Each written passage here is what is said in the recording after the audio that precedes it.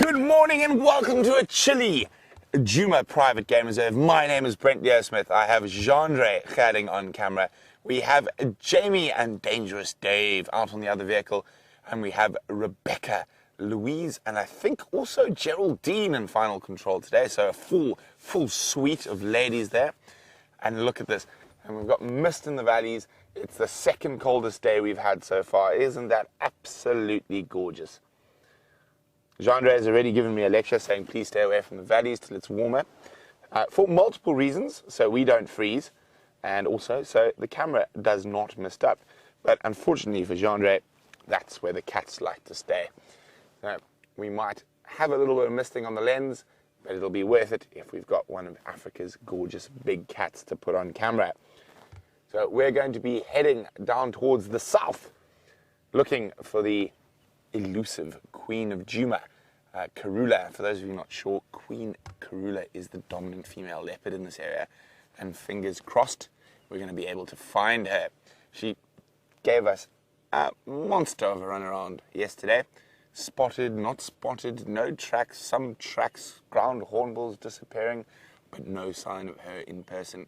And I think Aaron on the Sunset Safari last night said, we never find Karula, Karula lets us see her. So hopefully Karula will let us see her this morning. So let's get going. I love these cold mornings because it means the cats are on the move. So let's see if we can find one of them.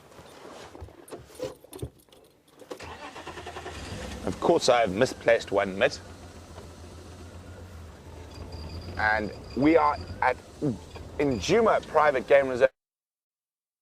The northeastern part of South Africa. We're part of the Greater Kruger National Park and on a bigger scale part of the Greater Limpopo Transfrontier Park. 13 million acres of unfenced wilderness, all set aside for the use of the wild beasties. Now, I have misplaced my... There we go, I found it. So, if you're new, I don't like the cold. If you're old, you know I don't like the cold, so I'm going to button up the hatches, mitts, scarves, beanies, the works. There we go. And because it's still dark, we're going to use a spotlight. And as I said, if you are new to SafariLIVE, we only use the spotlight to look at the nocturnal animals. Your diurnal animals, such as most of your herbivores, zebra, giraffe, impala, we don't shine the spotlight on.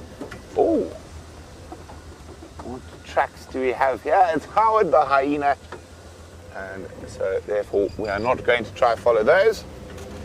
Hyenas walk everywhere, and your average hyena does about 20 kilometers, like I think 11 or 12 miles a night. We don't look for them, we go check for them at the den. And I think Jamie is heading towards that area this morning. She's got a flat tire, so she's going to be a little late on this sunrise safari.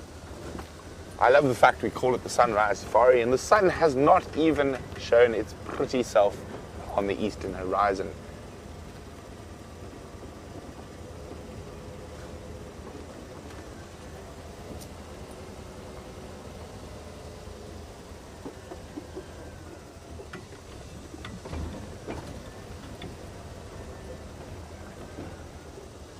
So, on yesterday's sunrise safari, Jeandre and I were lucky enough to see a honey badger and see it disappear down a hole.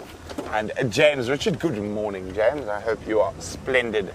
Well, I suppose it's not morning, it's middle of the night for you. Is wondering if we can go check the possible honey badger den. We actually had quite a discussion about that around the dinner table last night, James.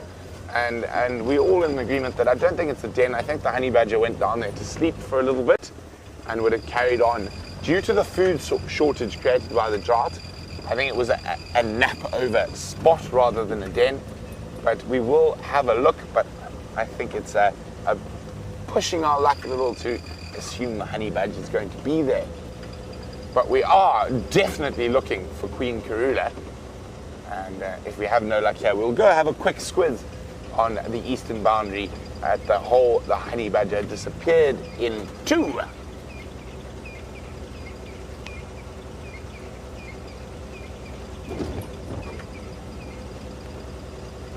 So this pre-dawn period is, for me, one of the most exciting, because it's that time of the morning when the big cats like to make a bit of noise. So we're not only listening for alarm calls, we're actually listening for the vocalizations of the big cats. And of course, we all know what a lion sounds like.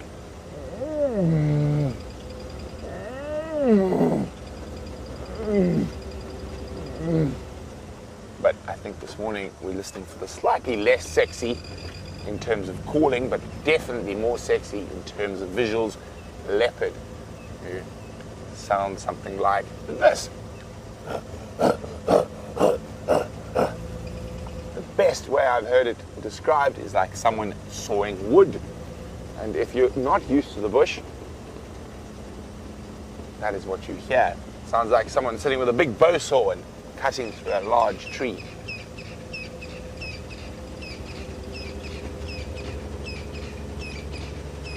And we are going to stop shortly to listen to what's going on. At the moment, all I can hear is a crested francolin shouting. Oh, hello. Do we have any tracks here? Just the hyena track still. So the last place Kula seen was about there. Her general direction was towards this road here, which is called Shabam. And we're going to go have a look. And hopefully she's had some luck overnight. And if she's managed to make a kill, it means she's going to go back, fetch those beautiful little babies, and come visit us for an extended period. If she hasn't, the likelihood is she's going to cross back to the south and back to where she's keeping the cubs. Oh, good morning. Hey, some elephants. Now, giving us a perfect opportunity to listen to what's going on in the bush.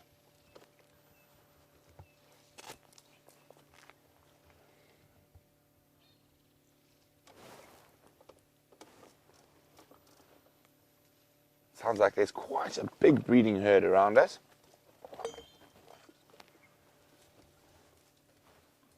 Oh dear.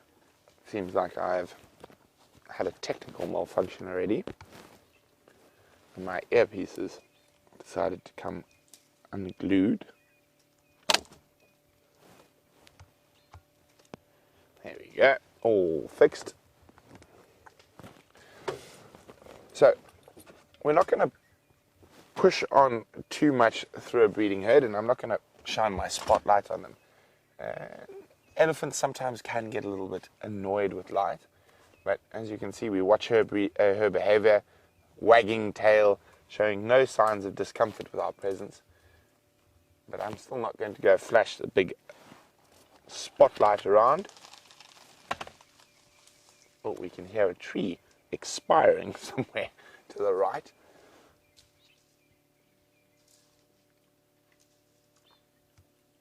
Jeandre, I don't know if you're picking that up on the top mic, but there's also ground hornbill calling. No.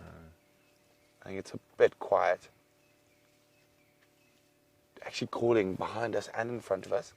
Doo-doo, doo-doo, doo-doo, doo-doo. A very common sound before sunrise in the morning.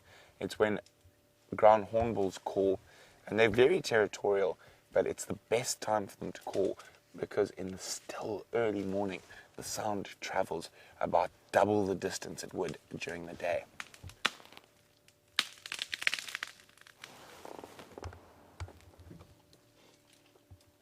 And look at that, even an elephant of that size is capable of pushing down a tree bigger than me. So that elephant's probably about 3 or 4 years old.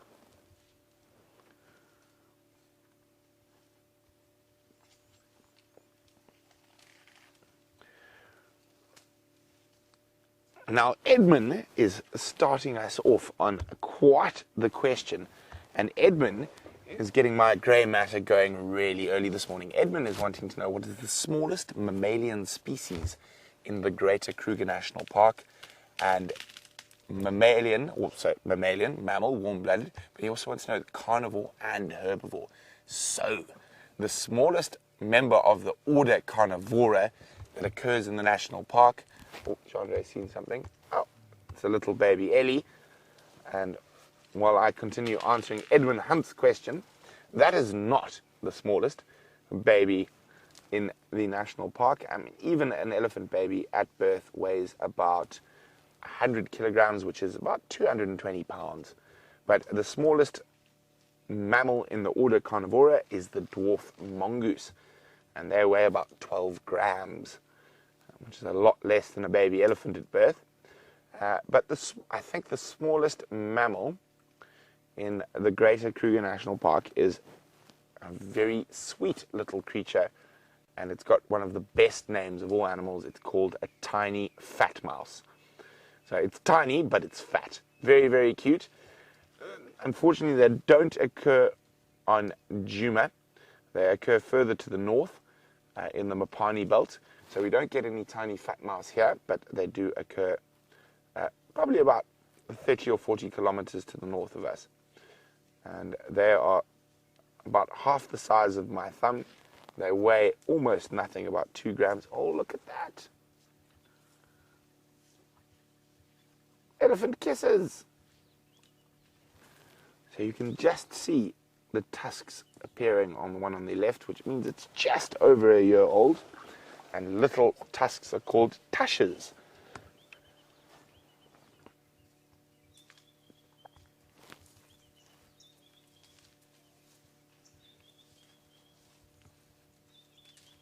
Hello, madame. So we've got an adult female on the road in front of us, joined by another. And she's being annoyed by a young bull. He's probably around 20, I would guess. Hello, mister. Oh, Jeandre to the left. The little guys are still playing. Let's just wait for... Oh, no. There we go. Look at that. Sweetest little creatures.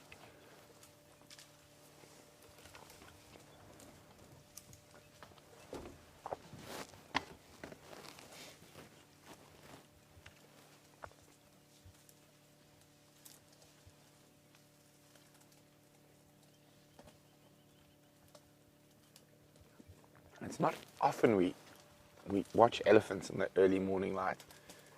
And of course, watching elephants all depends on the individual herd and how they react to us. As you can see, this herd is taking absolutely no notice of us. And if we look at their legs, you can see they're quite a bit darker. So they've been for a drink somewhere. So they've been wet in the last while. And look, little guys coming in for a drink on the other side of the female, unfortunately.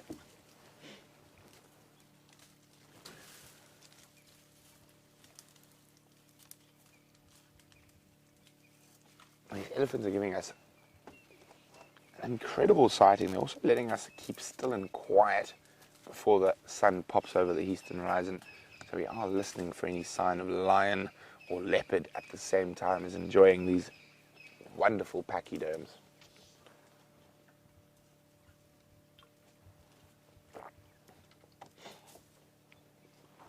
You can see very clearly the very angled shape of the head, which is diagnostic of a female. The bulls have a much rounder shaped head. Hungry lady. You can also see she's very much left-tusked. So you can always tell which is the elephant's predominant tusk that they use for feeding by the one that's worn down. And she's ambi-tusked. If we look carefully there, you can see she's got wear on both tusks, but obviously the left tusk much shorter and broken. But what we see on the right tusk, and you can see that little dip and notch, it almost looks like someone's taken a file and made a little hole there. That's what you call a grass notch. So on the right tusk, that little indentation on the tusk is made from stripping grass. And of course, to create something like that in a surface as hard as ivory. You can imagine how much grass she must have had to pull over that tusk to create that indentation. At the moment she's eating a little monkey orange tree, which is, as elephants go, not first choice food, but because of the drought, we're going to see them eating quite a few different tree species that they wouldn't eat as a first choice, which is very good because often these tree species don't get fed on. So they'll be broken, pushed, and maneuvered around by the elephants during the drought, which will also give the grass and other tree species a chance to grow, because monkey oranges quite often can take over an area. Oh, what's happening at the back there? The little baby lying down and being stood over by two other juveniles.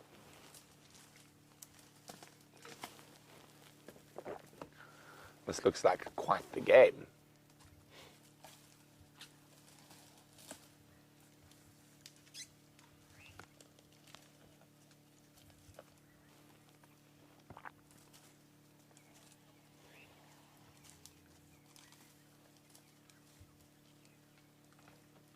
You can see no little tushes or tusks poking out. That leads us to believe that that one is probably just under a year or very close to a year, whereas the little one on the ground is probably about 3 or 4 months old.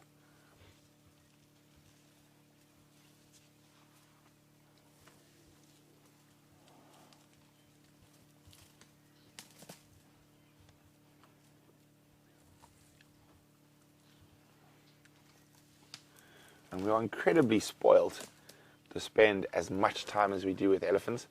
They do have an incredibly calming way with me, who's hyperactive as a wild dog. But when I'm with elephants, I'm just a little bit more calm than normal.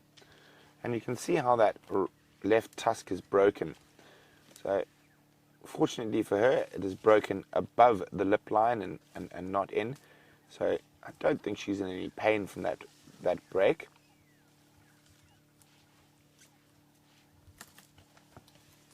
Oh, someone's having a dust bath in the background.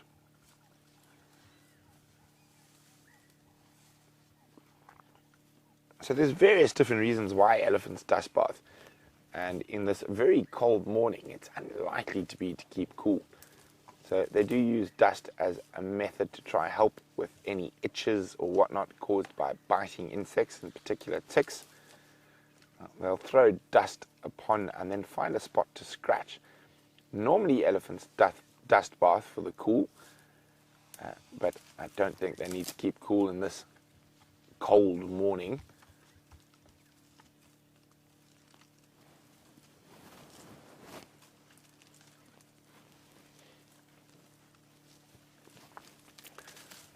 And a very big and warm SafariLIVE welcome to John. And John would like to know, how many babies will an elephant have in its lifetime? Well, generally, John, if she doesn't lose any of her calves, depending on the individual, the most they'll ever have is about 6, but normally we can say about 5. I think I've heard of one female elephant that was studied who had 7. And there we go. You can see this individual who's, oh, there's the little one playing behind. You can just see that. Oh, let's move forward a little bit. Let's see what's going on there. Now, very important when you're near elephants is when you start the vehicle, you always let it run for a few seconds. So quite often if you rev, it can be construed as aggressive behavior. So you always let the vehicle run for a few seconds. Make sure you're in low range. And this is for our viewers who ever come visiting the Kruger and driving themselves around. And keep your movements slow and steady. And that will ensure the elephants don't get upset with you and you get the best sighting possible. To you too, mister. Oh, here we go. Definitely a little boy. Yes, you're very scary, you're very big. We're very scared of you. Now, this is very typical elephant calf behavior. They're very curious, and now these guys are already playful, so We're just inspiring a little bit more mischief in them. And you can see the little guy on the left is taking his cues from his bigger cousins. Oh, yes, very scary. We're impressed. Now, if you ever are driving yourself around the Kruger, 90% of the time, the little one's behavior will absolutely have no effect on the adults. But if they become very stressed and you hear very high-pitched screaming and the little ones rush not towards the car but away, it's time to move on, because the moms will definitely become a little bit annoyed and you don't want to be stuck in that situation.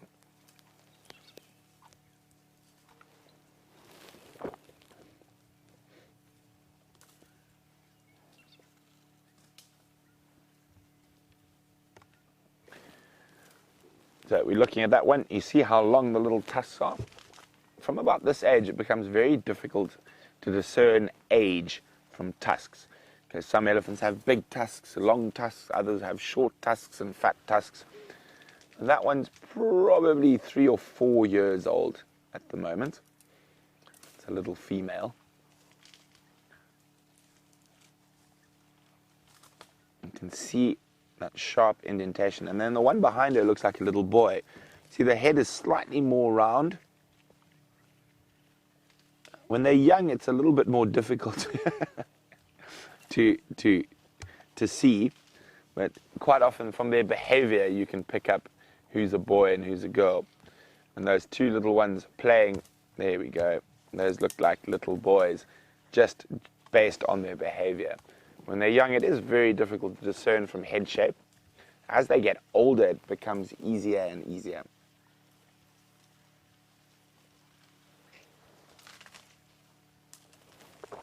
So, hello, a red dog. That's a very interesting handle.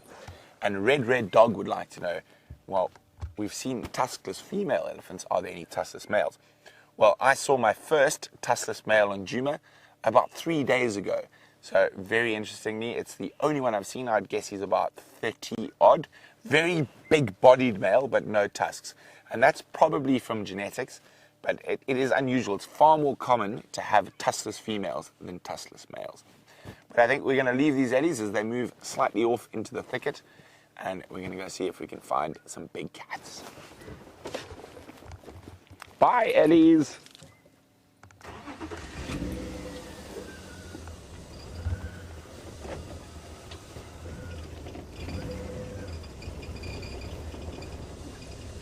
So, just having a quick look for tracks.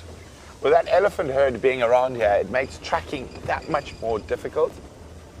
So, while I concentrate on searching for the pitter-patter of big cat feet, let's go across to Jamie so she can bid you a good morning. Good morning and welcome to our portion of the sunrise safari. Hey guys, guess what's better than one flat tire first thing in the morning? Wait for it. 2 flat tires first thing in the morning. That was not the way I was planning on starting my day. It wasn't even my flat tire, but that's okay. Yes, and then we took the spare from Jigger, and the spare from Jigger was flat, but I only worked out just how flat the spare from Jigger was after I had put it onto Wendy and tightened everything, you know, let the jack down, done all those things that one does when changing one's tire. So now my hands hurt. Luckily, all of the gentlemen in our camp are exceptionally gallant, so I was not without help. And Dave stepped in. Dave is on camera with me this morning. And Stef and Brent at one point before he had to go out and start off the sunrise safari. So we've had some interesting time. There you go, there's Brent asking for the different routes of every vehicle that's heading out this morning. We are going to the hyena den. That is my plan for this morning. Of course, given the way that the morning has currently gone, that could go in any possible direction. I've managed to catch my left hand in the jack about 3 times.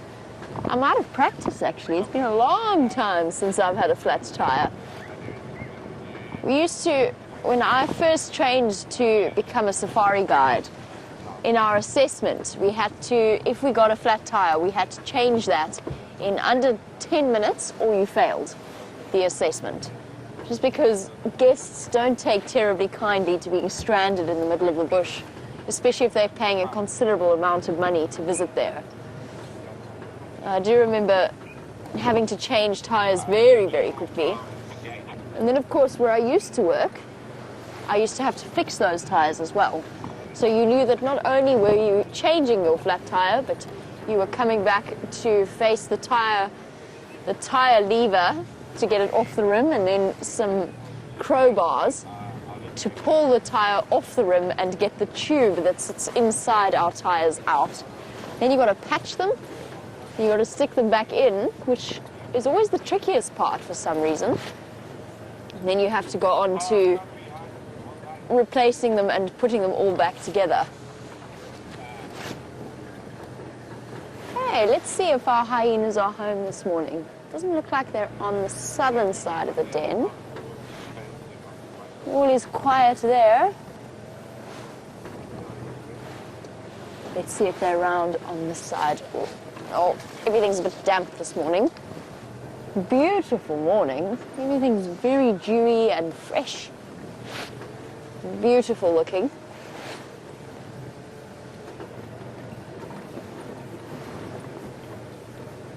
Hello. Yes, they're here. You can rest assured. The hyena cubs are wide awake and ready to go. Just like little toddlers, and are always awake first thing in the morning.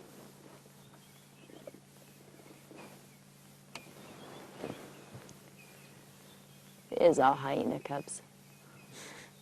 One of them picked the most difficult way back into the den. Oh,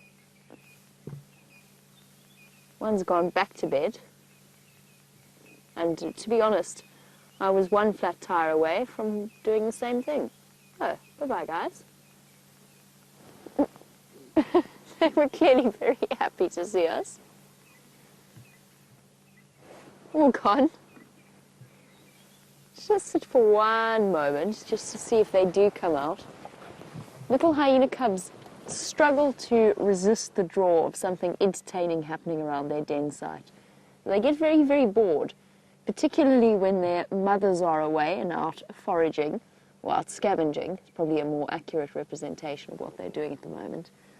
But little hyena cubs, with all of the learning that they're doing, particularly since they've been at the den for this particular den for the last few weeks, they're going to get particularly bored and they're going to want to go wandering about further afield. I'm hoping, doesn't look like it though, I was hoping that they might be curious enough to come out and start wandering about. Maybe even come up to the vehicle and say a very good morning to us. Unfortunately for us,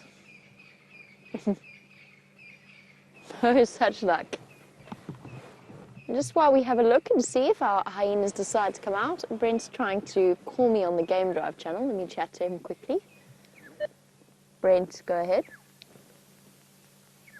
Jamie, update, President Coleman on our bus vehicle. Only visual will be from the gate itself. I don't know if you can have signal there, but that would be very bad for us. Also, take down until Copy that, thank you. Confirm Western Channel, that's sighting. No, negative. On the Northern Channel, if you go to the gate and you look... That's interesting. North, south, magnetic bound. You may get a vision from there. I see. Okay. Well, we're going to... I'm just having a good sniff of this den site. It is really starting to smell exceptionally pungent. Even more so than normal. It smells like they've brought a piece of the carcass back. So, the update that Brent was giving me there on the Game Drive channel is that the Nkahumas did manage to catch something yesterday. So, For those of you who missed the sunset safari or are new to our live safaris, the Nkuhumas are a lion pride of 5 females at present.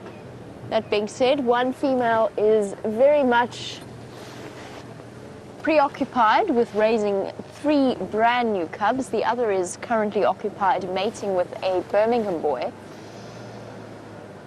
I'm trying to work out what is so incredibly pungent here. I can't see anything. But that doesn't mean they haven't brought part of the carcass back. It really is incredibly smelly right now. But yes, so yesterday on the sunset safari, there were 3 Nkuhumas chasing, or they had been chasing buffalo all night. Yesterday afternoon, they were resting and relaxing. But apparently, one of the Nkuhumas managed to catch a buffalo during the course of yesterday evening. But they've caught it outside of our traverse area. In fact, they've caught it so outside of our traverse area that we're going to have to go and sit at the entrance to the Sabi Sands and see whether or not we can spot them from there. And we'll have to just keep our fingers crossed, since our hyenas have gone to bed. We'll have to keep our fingers crossed that we will be able to spot them from the gate. Isn't that wonderful news? Because they were looking particularly hungry yesterday. They were looking thin. They were looking in need of a good meal. So I'm very glad that they were successful at some point last night. Let's just stop for 1 second. There's a bird at the top of our marula tree. Over there. Sam's favourite bird. Oh, that's disappointing. Yeah, well, there you go. I can hear him.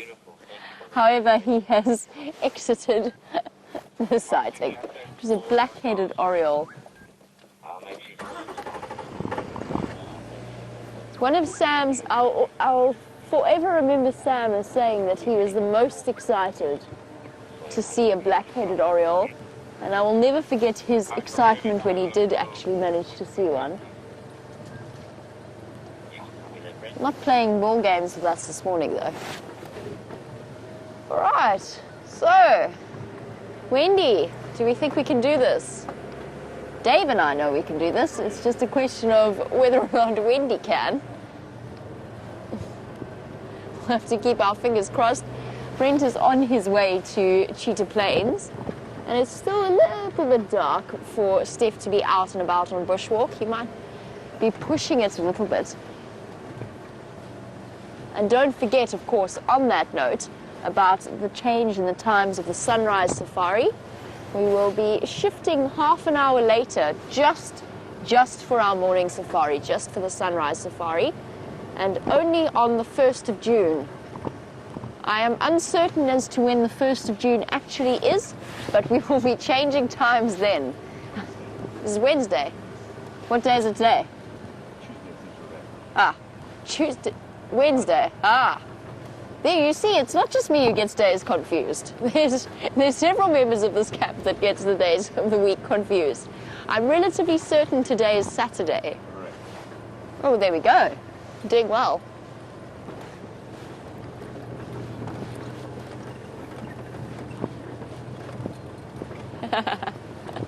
Oh. Called up on it already. So we have a question from one of the viewers, which I kind of have to go back to yesterday evening, where I spotted, now to be fair, it was a good 50 meters away, so a good about 150 odd feet. Behind a bush, I spotted something, and I was convinced it was something incredibly exciting. Possibly a genet, maybe a wildcat, you never know. It might have been a caracal or a serval, or it could have been absolutely anything. It was just movement behind a bush. And we spent a considerable period of time there having a look at what was hiding behind the bushes.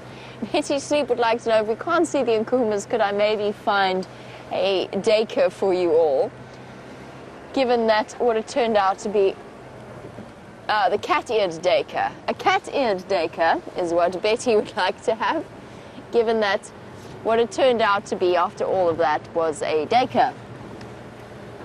Which, you know, was just one of those things. Well done.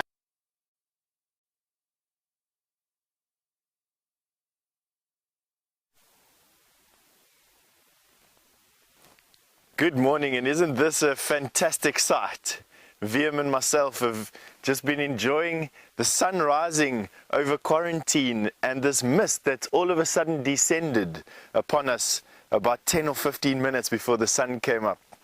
I'm Stef and Wium, and we're with Wium Doornbrug on camera this morning.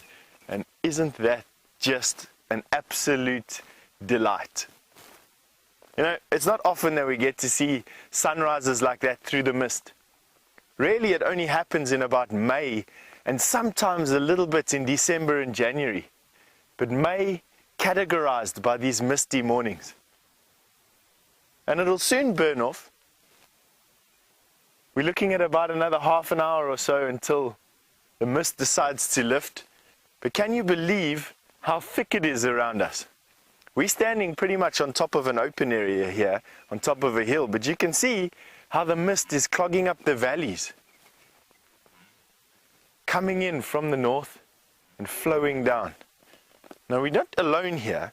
We're sharing this open area with a male blue or brindled wildebeest, and I think it's going to be a good idea for us to see if we can get a little bit closer to him. Male wildebeest this time of the year are quite territorial.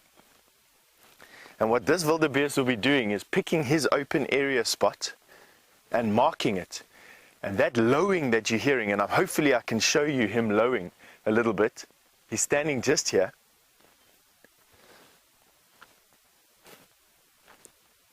I don't want to get too close because he'll actually run away. But that's a big, big male wildebeest. That's one of the prime bulls, as we call him.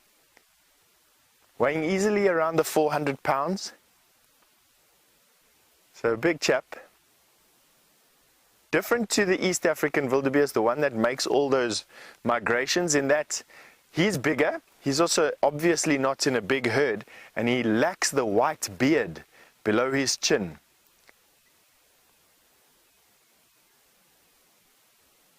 We've got a lot of things happening around us this morning. I must be honest, we've heard lions roaring, we've heard leopard roaring, we've got some elephant breaking branches around us, we've got this beautiful male wildebeest that's been lowing at us, the mist, the sun. It's just been a real awesome morning so far all around. What we've decided to go and do today is walk towards Treehouse Dam. Now, they've been doing some landscaping around Treehouse Dam, just busy making it a little bit better at holding water, and I haven't actually seen it just yet, and neither is Wium, and that's what we're going to try and get to today. As usual though, and as is the case with these bushwalks, is we get distracted by nearly everything that happens over here, and I have no doubt that today's walk is going to be very similar to that, getting distracted by all the little small things and trying to show you as much as what we can, or as much as what interests us, at least anyway. It's been a bit of a chilly start this morning. It hasn't been the coldest morning that we've had. I think the moisture in the air that has caused the mist to condense has actually kept the temperature quite warm. It was probably about 10 degrees when we started this morning, which is around about 40 or the low 50 degrees Fahrenheit.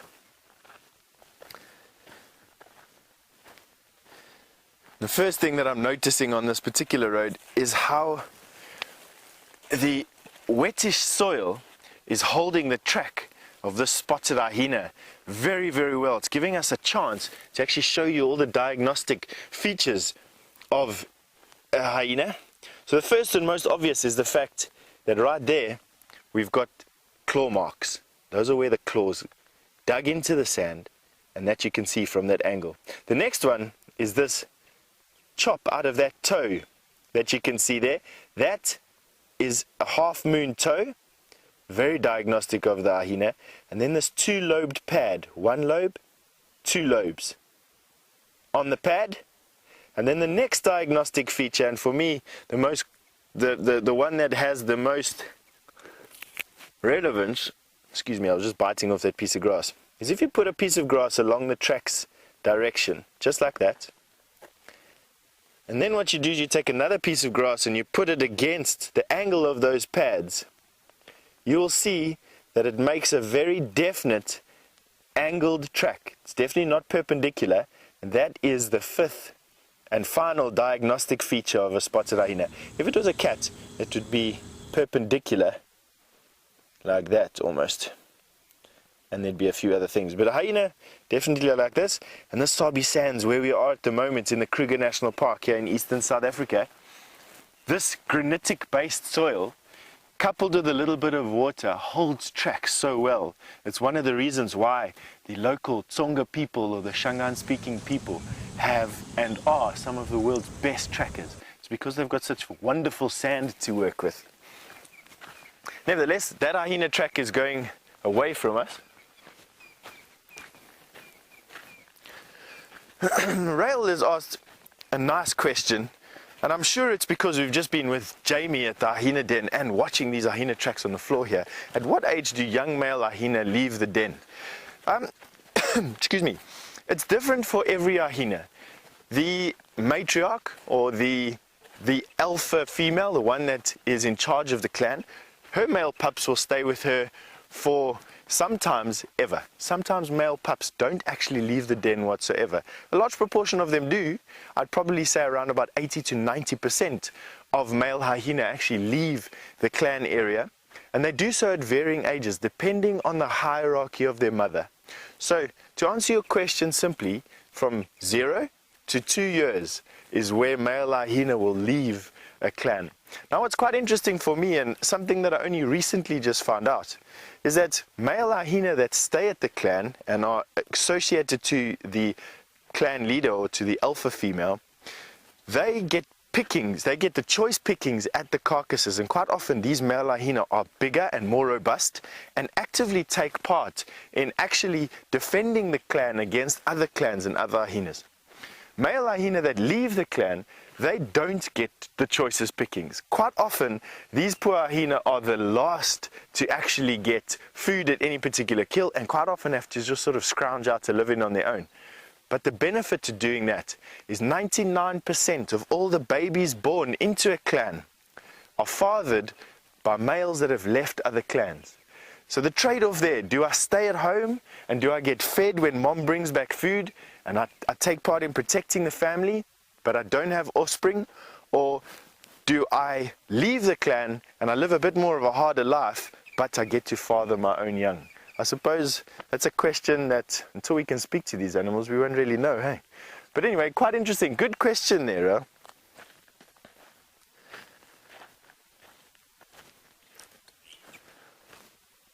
Now here's the wildebeest track.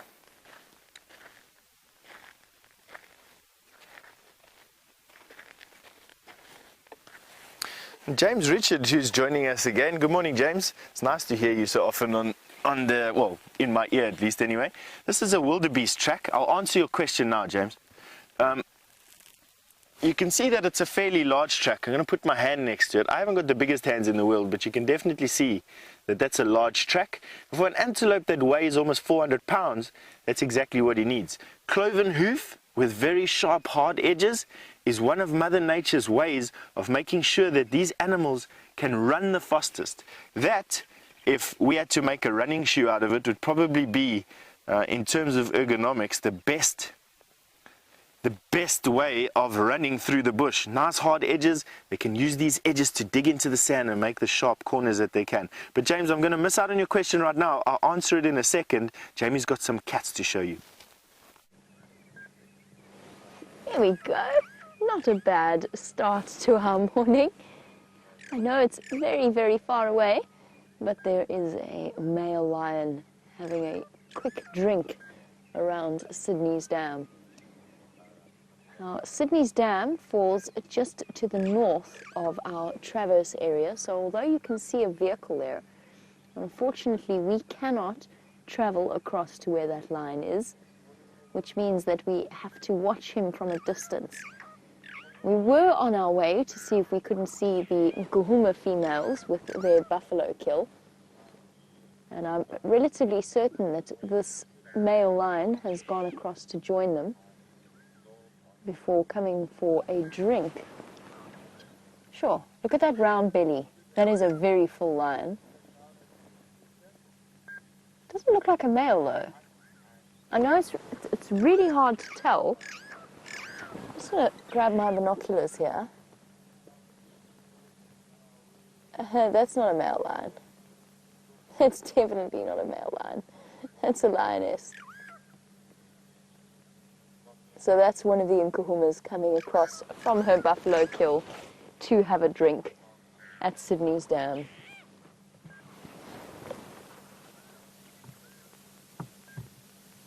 Oh, and she's gone into the dip. I'm a little bit afraid to move at this point, just due to our signal. We're very fortunate to have any around Sydney's Dam. We're doing exceptionally well, considering this is a relatively bad area.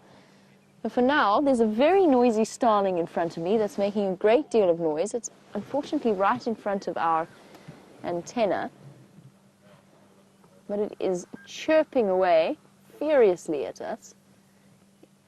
And there you go, a Burchell's starling.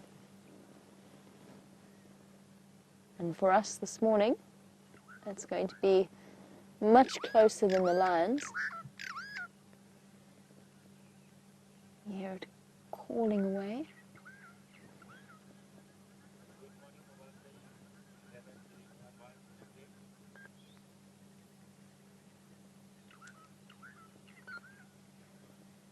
Pecking at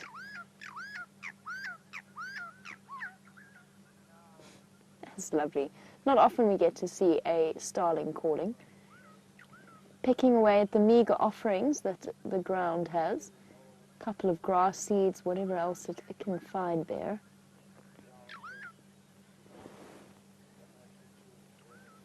We're going to try and reposition to get a little bit closer to the Nkuhumas and their buffalo kill. While we do, let's find out what other wonderful things Stef has found on foot. You caught us busy walking down the road. As we mentioned, we're trying to get to Treehouse Dam. But by the end of the show, we're in no rush to get there at all at the moment. But we're walking down here, just admiring this beautiful sunrise that we've got cutting through this thicket of quite well established, in my opinion, some of the biggest of the silver cluster leaves on this particular property. So you're having a look over there. Is of an apple leaf on the left hand side, one of the protected trees here, and a silver cluster leaf on the right hand side. The one on the left traditionally used to make toilet seats and spoons and eating utensils, and the one on the right used for spades and axe handles and support structures for buildings. Two completely different uses from two completely different trees from two completely unrelated families, growing 10 yards from one another, using the same minerals and the same water and the same sunlight. I don't know. If that doesn't blow your mind,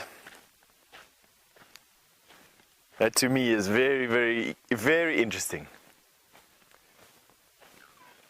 Now on a misty day like today, quite often what you're getting is a lot of condensation on leaves. And this is some condensation on the young leaves of a silver cluster leaf tree. And what is really, really awesome about this type of condensation is that you can collect it. What you do is you take your sock off. It's not going to be the most hygienic, and I won't take my socks off for you today. But you take your sock off and you dab it, or you walk through touching this. And as you'll see, I'm going to try and see if I can get some water to collect for you. It's not a lot, but you can see there, it's definitely 2 or 3 drops of water per leaf.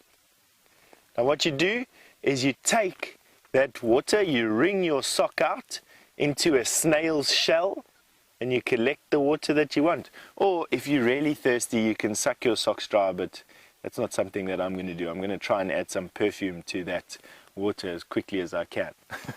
Anyway, some dew collection early in the morning is a good time to collect water. If you just so happen, by some miracle, to be stuck out here without any other means. I can hear some elephant breaking some branches off to our right-hand side, and I think it definitely warrants a little bit of an inspection. We've got these really big herds of elephant walking through Djuma at the moment. I mean, just in the last few weeks, we've seen herds numbering in the 40s and in the 50s, which I haven't really seen anywhere else in the Kruger National Park. I think the largest herd I've seen in the Kruger National Park has been an elephant herd of about 50, and then I saw an elephant herd in the Manyeleti of way over 100 elephants, although I think that was a bit of a conglomeration. Elephants will herd together around a common resource, and the magic around a conglomeration of elephant that size is it's usually made up of related cows. The matriarchs in all those elephant herds will be related to one another and bringing their families together. It's a sort of family gathering. Right, and while I think, just so that I'm not too distracted while we go and look for these elephants, we're going to link to Brent, who's finally got to Cheetah Plains.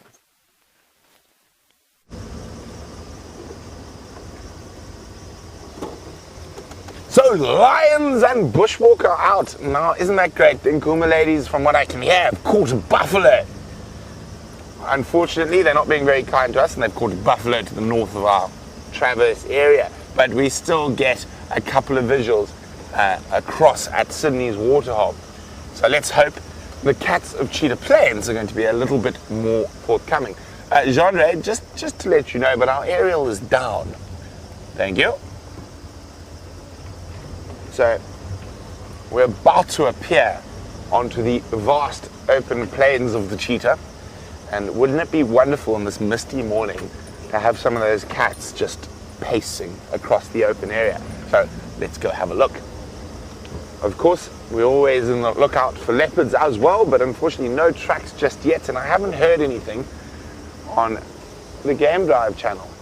But I think Quarantine is supposed to be somewhere on Cheetah Plains. For those of you who are not sure who Quarantine is, he's a male leopard who's about 4 years old, and he is the dominant female from Djuma's last successful litter, or him and his brother. His brother is now unfortunately quite far to the south, which makes me very sad because he was my favorite. But Quarantine, second favorite, he's still around. So, and this is the area we do see him in. So far I've only seen him once since he departed Djuma and became a nomadic, independent male leopard.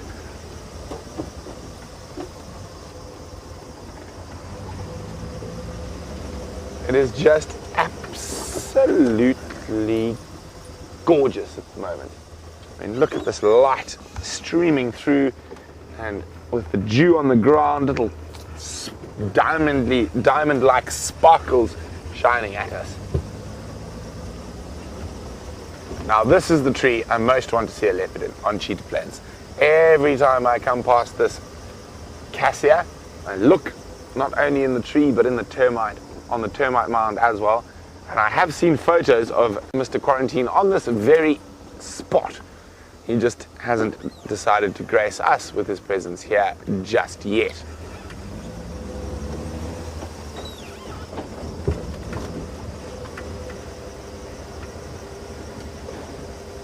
And of course, when we move further to the east, this is always a good area for Nkanyanini and her two cubs. We've only seen them once on the live drives, so fingers crossed we can make it a hat trick today.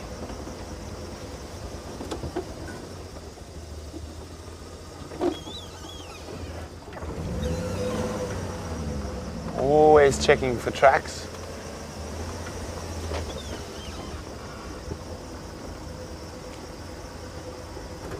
Jeandre, what's going to be at the pan?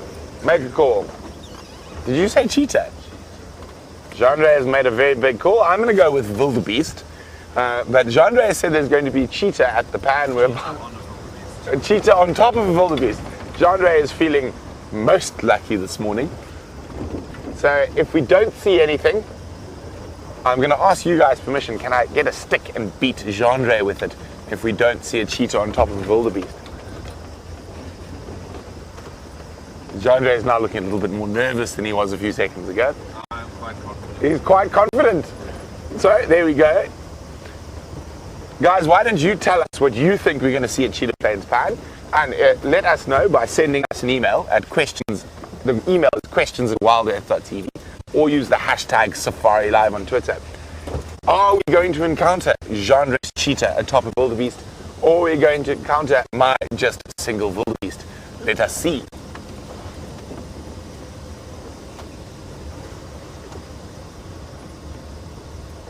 Jeandre, the moment of truth is arriving. I'm looking carefully for a nice, really bendy stick, and then I can get some whip into. Although I won't lie, I am quite hoping Jeandre is right in this case. Wouldn't that be spectacular? And we're about to appear at the Cheetah Plains Pan, and we were both wrong, but there is an absolutely gorgeous sighting right here, and I think it's so gorgeous I'm gonna have to take my camera out, and I encourage you guys to do the same. Grab some screenshots, share them with us. You can share them on our Facebook page, SafariLIVE, or pop them on Twitter with the hashtag SafariLIVE. Now where's my camera? Isn't that spectacular? A giraffe in the sunrise. Oh dear. I've just got to be on the radio for a second. I've got to find the right radio. Standing by.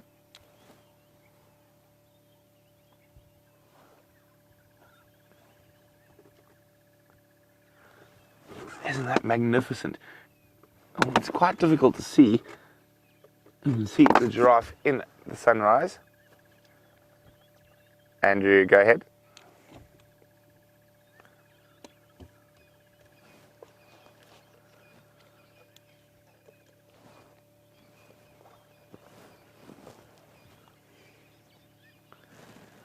So we've got to keep the cameraman honest, and this nice early morning backlight is going to test Jeandre's skills. Oh, isn't that exquisite? So for those of you not sure what that clicking is, that's just my camera. As I said, do the same. Grab some screenshots. Look at the birds flying around that giraffe.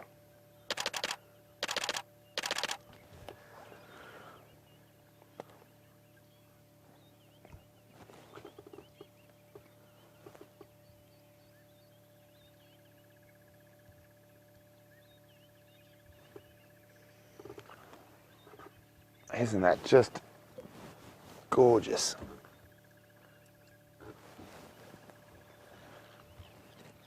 Giraffe making life a little bit easier for Jeandre by moving away from the rising sun, but still with the mist behind, giving us the most incredible photographic opportunity.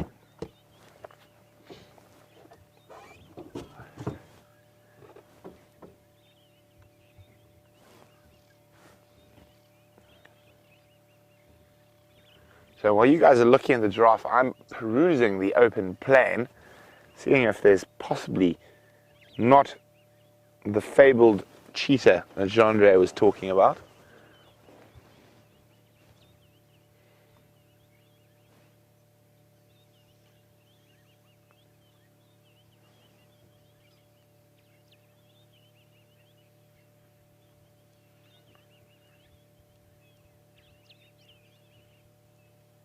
So we just watch this giraffe move swiftly towards the tree line.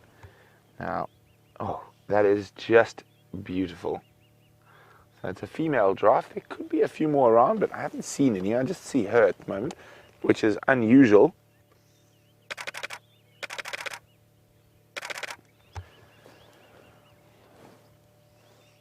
Normally, with females, there's a couple around, but they could be in the tree line.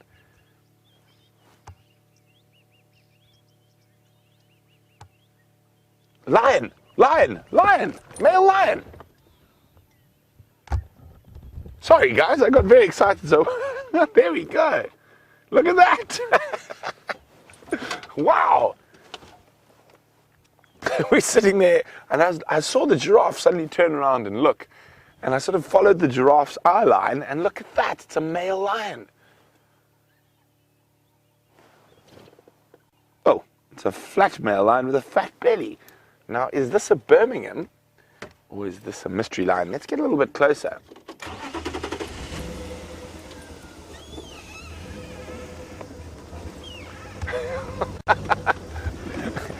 That's what you say. Like in the bush, you never know what's around the next corner. This is so exciting. I'm hoping it's new lions that we haven't seen before. The giraffe was staring, and I just sort of followed the giraffe eye line. So, that's not wildebeest. So there we go. Jeandre, I think I won't beat you because there was a cat. If there wasn't a cat, I would have beat him.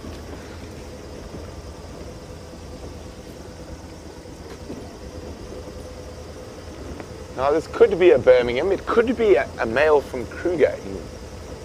Andrew's there, I saw Andrew spotted the lion about the same time as us. He was also watching the giraffe.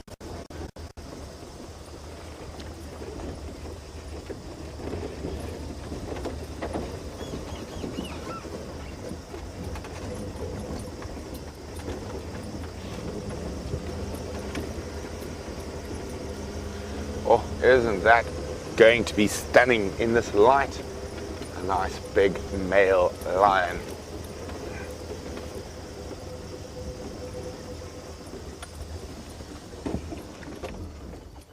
Morning, everyone. Morning. How's everyone doing? Good, thanks. How are you, Brent? Is it Birmingham, Vol? I'm not sure. Must be. Yeah, must be. Were you trying to call me for him earlier? Yeah. I answered. And I'm looking at the giraffe, and then suddenly I see this lion walk out of the bush. No problem. He's here. So. There we go. There's a bit of mud on him. He's a bit hungry. Not too hungry, but he could definitely do with a meal. And he's now heading back towards the pan where we were. So he's going to let Andrew go ahead of us, and we'll catch up now. And look at that giraffe. It's now decided the lion is getting too close and it's running. There he goes. High-speed giraffe. And there goes the male lion towards the pan. Let's get around. I think he's going to go for a drink. So let's get in the spot and see that beautiful big cat lapping up the cool water of the cheetah pan's plan.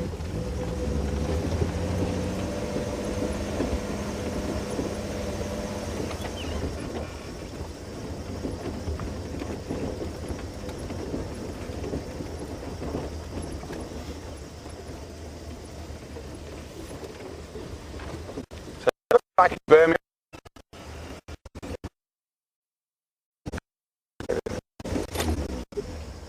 So he sniffs the gory bush and wait for it. Tests of urine.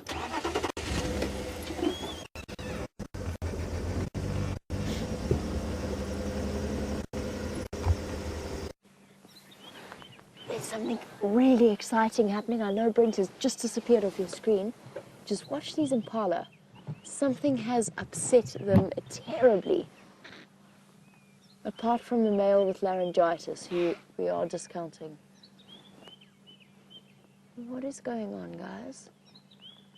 What has upset you so much?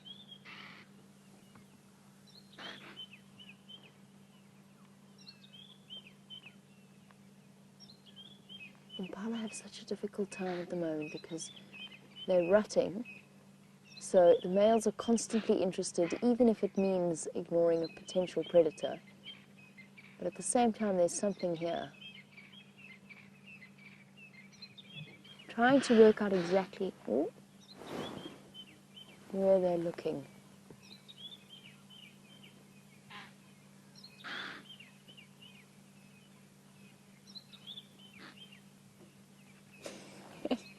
One male sounds absolutely ridiculous. I'm looking off this way. What have they seen? All focusing their attention behind us.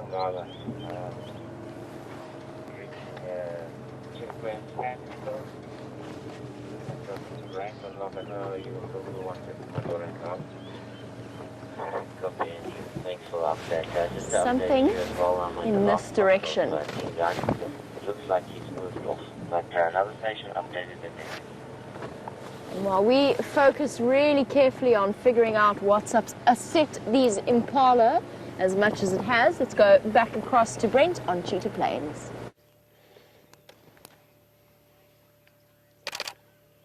Look at this, guys. Isn't this gorgeous?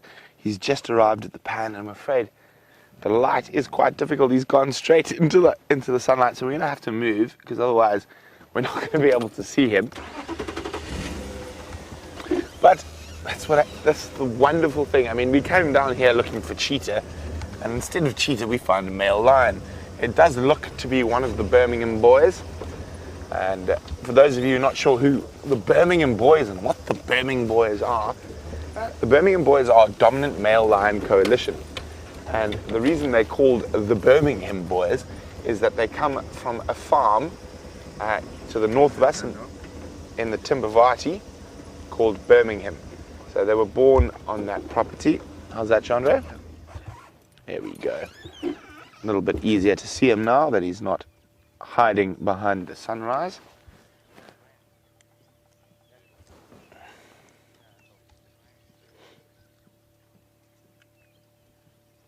Thirsty kitty.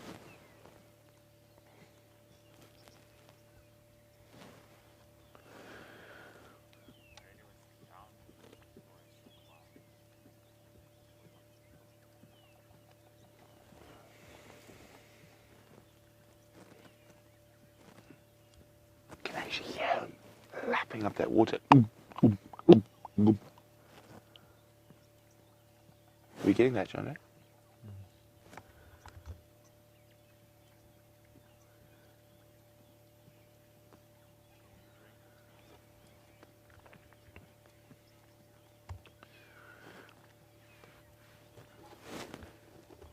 So we saw that giraffe, and Shell Bell would like to know, would a single male lion like this be able to have taken that giraffe down? With great difficulty, yes. Generally, they prefer to hunt giraffe in prides, but I actually have seen a single male lion take down an adult giraffe before, so it is possible, just unlikely. So, Shell Bell, that giraffe definitely made the right choice by skedaddling.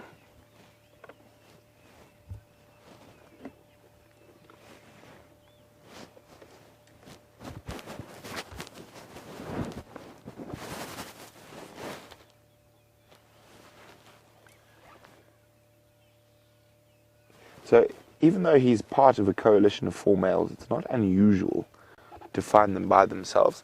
They do split quite often and travel vast distance on their own, patrolling their territories. But if he had to encounter any trouble, and trouble being another group of male lions, he'd call in for backup from the other coalition members. There we go, contact calling.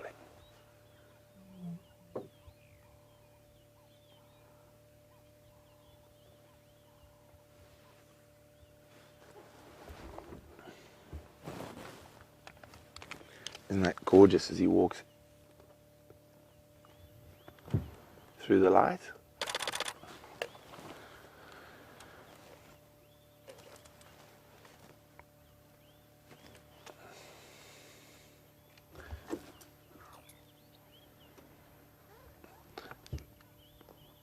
So if you're new and you want to know more about this incredible male lion we're watching, you can ask me any questions you'd like, and you can do that by sending me an email on questions@wildearth.tv, or if you're a little bit more technologically savvy, use the hashtag SafariLIVE on Twitter, and you can ask me anything you want about this beautiful big male lion who's stopping for his morning constitutional.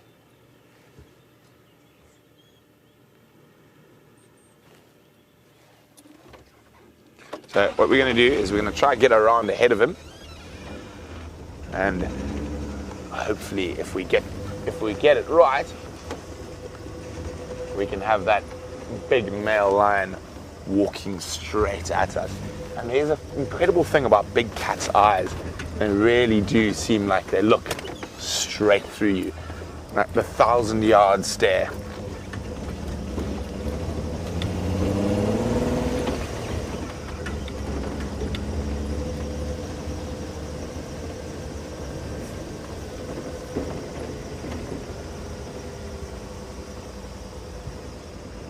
So there he is, and there's Andrew in the background.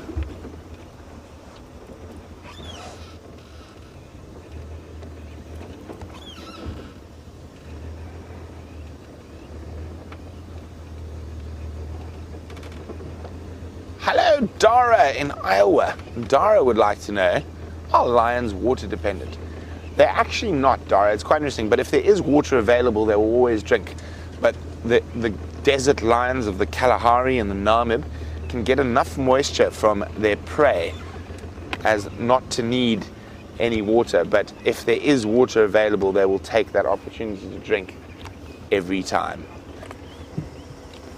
So, Dara, you might be new to asking questions. That's the first question I've had from Dara, so welcome, Dara, and keep sending those questions in.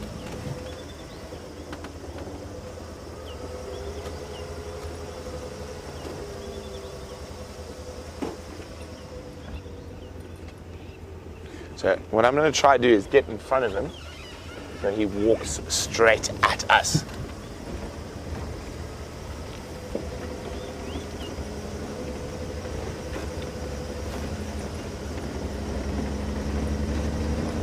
And there's the giraffe who skedaddled earlier. She's going to have to put her running shoes on again because the male lion's heading straight towards her. Oh, she's already put her running shoes on before Jeandre could get to her.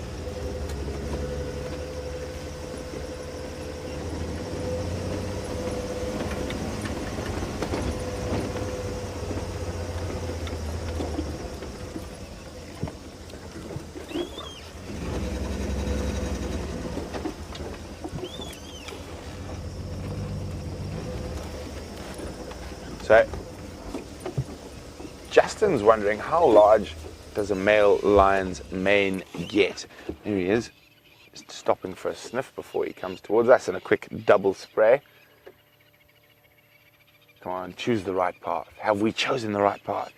Justin's wondering, how big does a male lion's mane get? Now, Justin, it completely depends on the individual. Some will have manes that extend all the way down their belly. Others will just stop like this.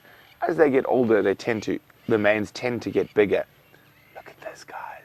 He's going to walk right next to us.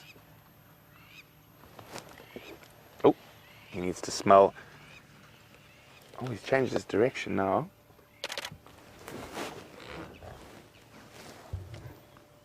He's coming to smell the rain tree or apple leaf.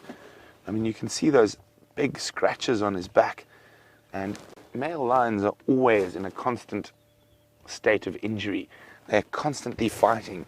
If they're not fighting to defend their territory from other males, they're fighting with each other for mating rights, for food.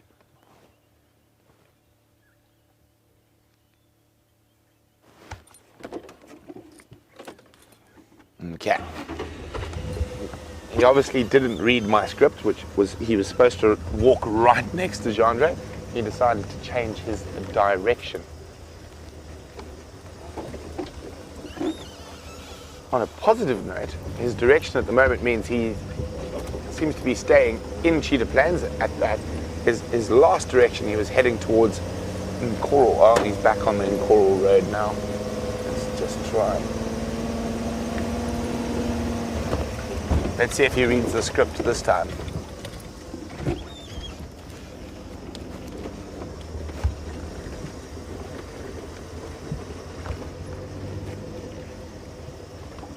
Nope, he's not listening to me today. He's got his own agenda. Sorry about the waggling radio, but that's so I can hear the radio aerial. That's so I can hear final control. We are very far on Cheetah Plains from the final control.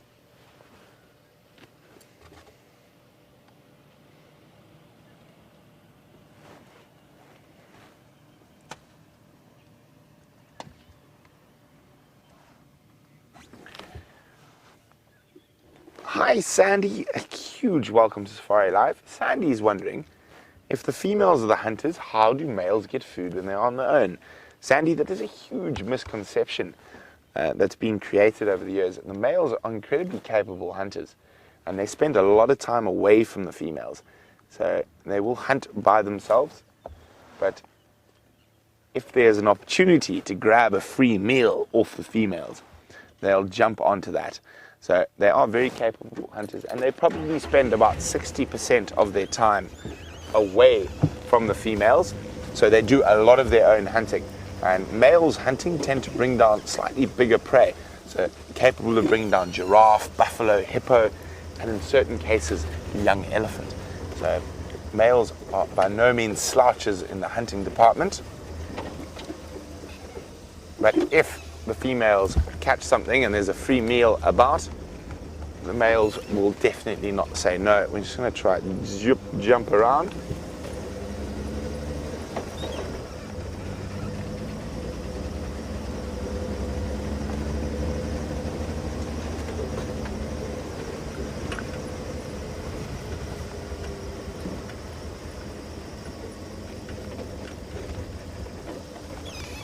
Zigzag our way through the puzzle bush.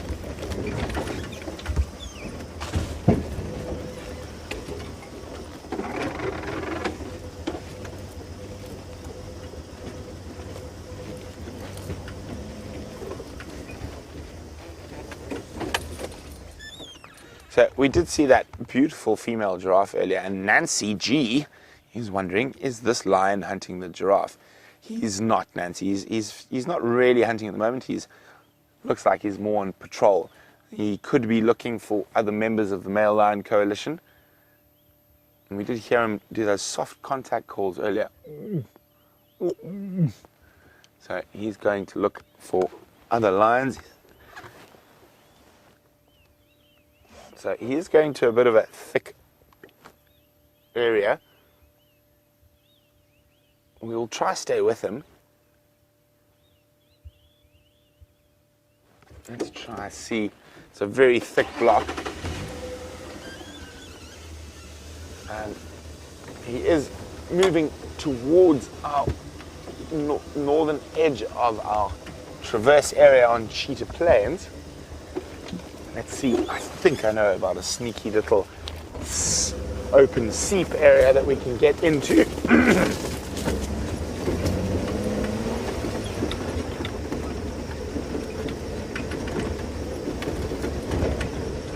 Aha. So while we try to get ourselves in a good position for that male lion, let's go see what Jamie's up to. I haven't figured out exactly what's going on or where these impala are or what these impala are shouting at. I've been off the vehicle. I went for a little bit of a quick walk around this area. Still no sign of what's alerted them to or what's caused those alarm calls. Lots and lots of hornbills in that tree. They haven't been alarm calling at all, which is very telling. They've been completely silent through all of this. And hornbills, they will alarm call at things like leopards and lions. The impala have gone silent now. It makes me wonder if whatever they were alarm calling at hasn't moved along. The hornbills taking advantage of the morning sun on this really frosty morning. Could be a lion making its way towards the rest of the Nkuhumas with their buffalo kill, just on the wrong side of our boundary. I don't think so, though. I haven't found any tracks. There's nothing ahead of me. And talking of lions and boundaries, our lion is about to disappear, so back over to Brent.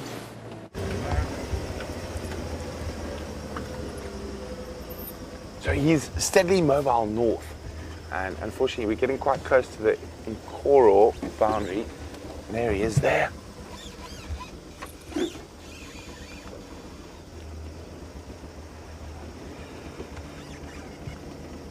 So I think he's looking for one of the other coalition members.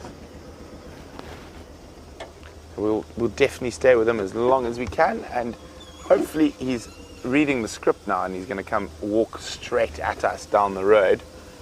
Let's give him a little bit of space.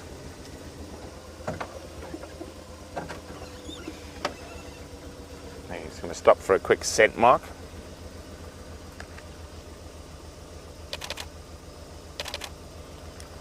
And there's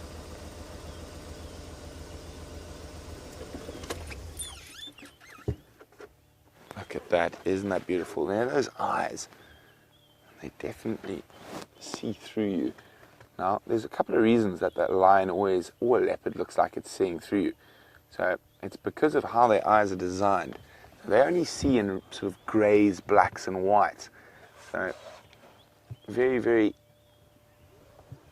good at picking up movement and for night vision, but they don't see nearly the same amount of detail that we can see, and they don't see any of the colors we can see.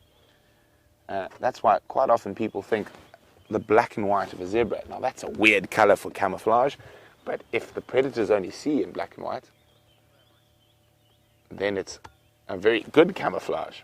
Oh, well, it looks like he's being very obliging, and he's going to stop inside our Travis area. Isn't that wonderful? We've had a bit of bad luck with cats leaving recently, so I suppose it's only fair we get a little bit of good luck.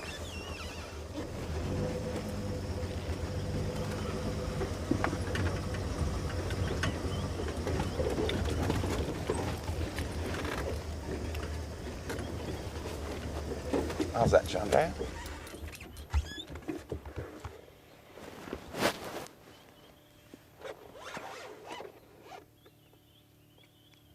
So, Brent, asking Brent a question. Brent is wondering, how do male lions get separated and meet up? Sometimes we see them together, sometimes we see them by themselves.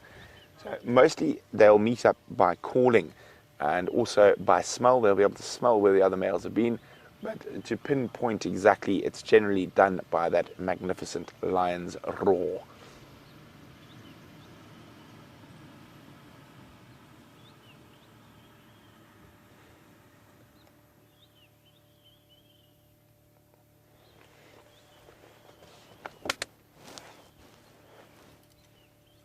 So let's have a look.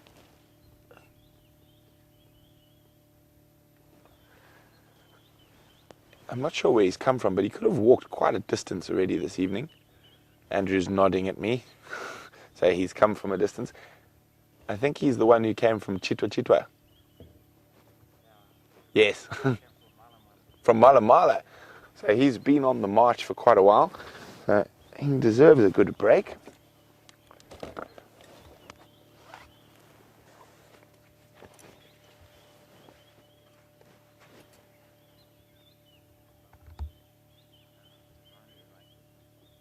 So while we wait to see what this male lion's up to, let's go across to Stef, who's on Shank's pony with the largest living land mammal.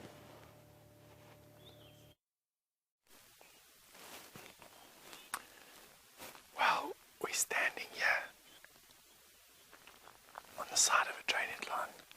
And I'm sorry that I'm whispering like I am, but basically we're standing no more than 50 feet from what seems to be 20 or 30 elephant. Now when you last left us, Wium and I were trying to find these elephant, and we found them, and this is the lead elephant. Busy eating that tree that you're seeing over there. Now we're in a fairly safe position. We are on the other side of a drainage line with quite steep banks, as Wium's going to try and show you now. We're at a game path now, but you'll see that where he's going to point here on our left, we actually got quite a big embankment between us and the elephant, and that's a good thing. You want some height between you and an elephant. That being said, just have a look at how deep into that bush that elephant is feeding. And obviously, that's one of the strengths of being the size of an elephant, is that you can push your way through this barrier of thorns that a tree provides, and go and eat at all the leaves and juicy bits on the inside of a tree that other animals don't ever get close to.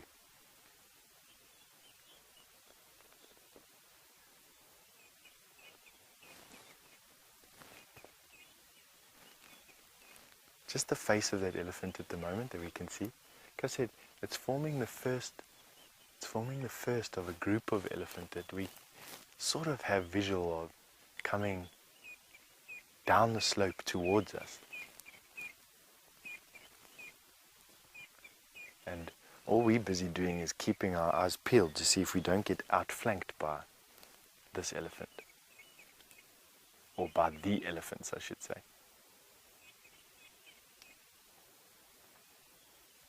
Now this time of the year, elephants are probably feeding for around 18 to 20 hours a day, just so that they can get enough nutrition from the vegetation that they eat.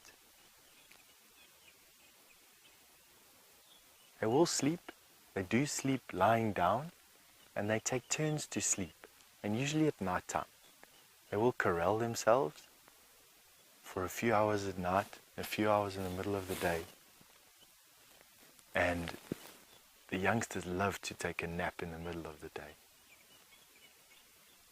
The older elephant will usually sleep on the side of termite mounds and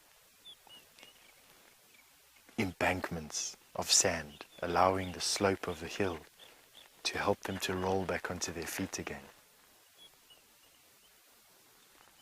This time of the year though, not quite feeding the 24 hours a day it'll get to towards the end of the dry season. We're going to look at around about 22 to 24 hours of feeding time.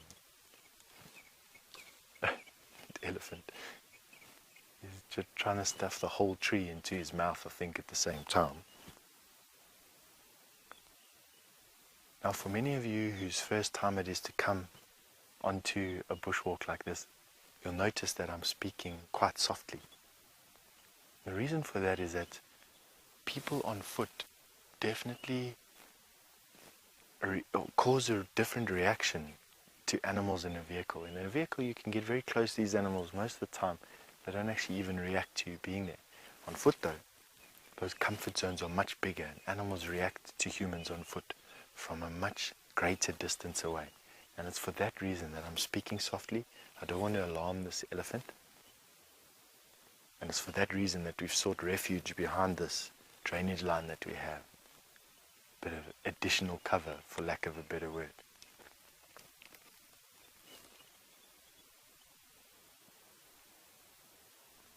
Right, while we try and find a nice place to get a better view of the rest of the herd of the elephant, I'm going to send you back over to Jamie. Well, Stef gets a better view of the elephant herd. I'm not sure that there's a better view to be found on Djuma than the one that we are currently enjoying and sharing with a male wildebeest. The mist is still clinging to the low-lying areas, and that, by the way, that you're looking at with all the mist is the Mawati drainage line. And the wildebeest seems to be enjoying the view as well, also just taking the moment to bask in the morning sun, which I can completely sympathize with. It's really nice sitting here with the sun shining on us.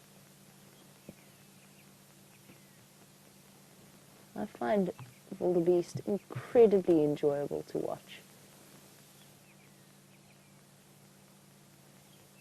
There's something so entertaining and so out of this world.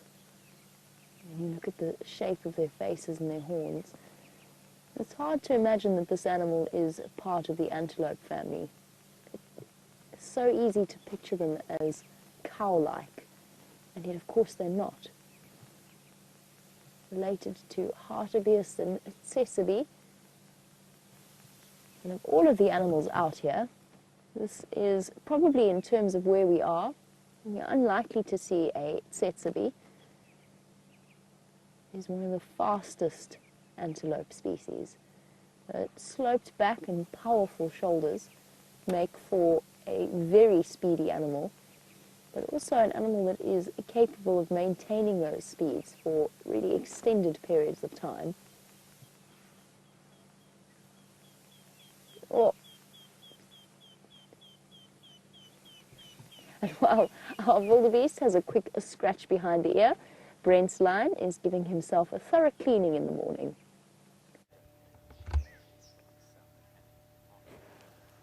Okay, so we're still with this beautiful big boy. He's looking like he's getting comfortable. A bit of preening.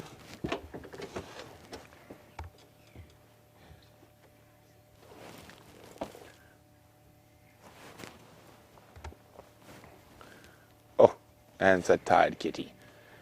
So male lions can walk some big distances on their nightly meanderings, and they can walk up to about 25 kilometers. Oh, look at that. There's a nice fresh bite mark. More than likely from one of his fellow coalition members.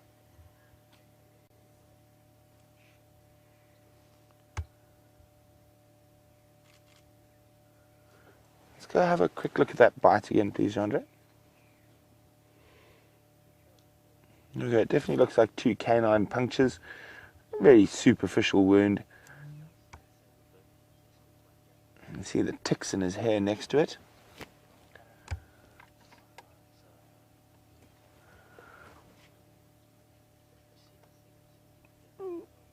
Maybe a day or two old, that wound. I said very superficial. It looks like a bite, so more than likely encountered while feeding. Just from where it is, it's quite a weird position to have a bite if he was fighting. So I think probably while they were feeding, there was a bit of an altercation over some meat with one of the other coalition, or even a lioness. Yeah, look at that. Give himself a good lick. And then oh, he's rolled over. Tired of us?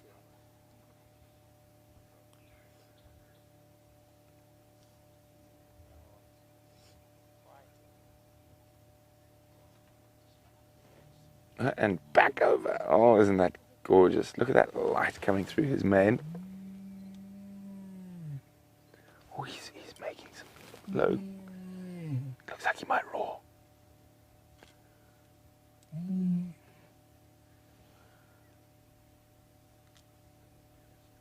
He got us all there. Looked like he was about to roar, and then he sort of stopped halfway through. So low contact calls.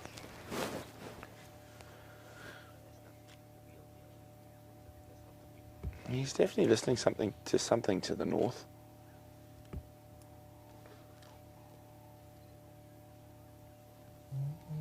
There we go, there's that low contact call again.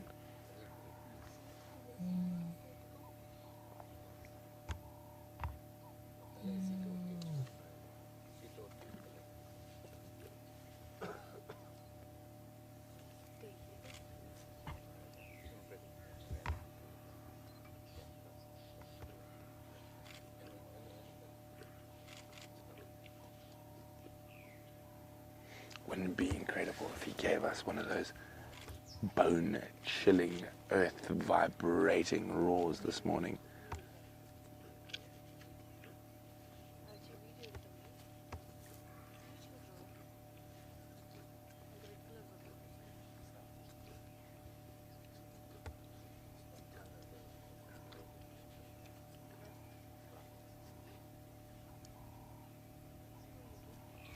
And you can see all the scars on his face.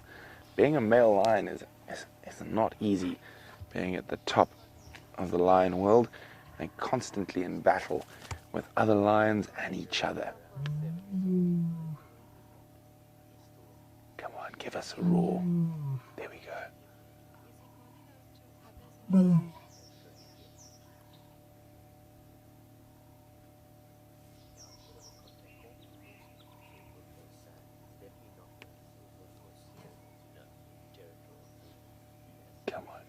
give us a big roar. He just keeps teasing us with those little contact calls.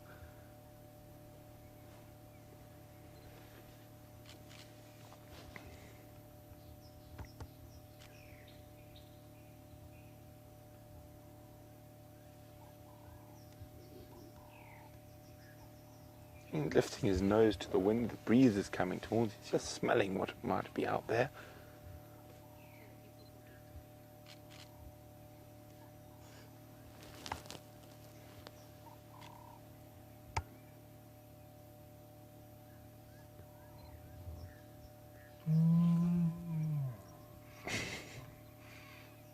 Very forlorn little groan.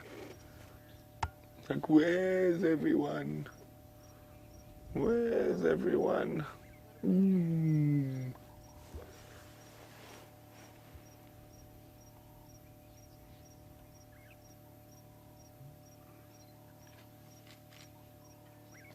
So it's still cool enough that he might move a bit. And probably in an hour or so it's going to be too warm and he's going to find a nice shady spot to rest for the day. But while there's the potential of him stomping about, we'll be right here next to him.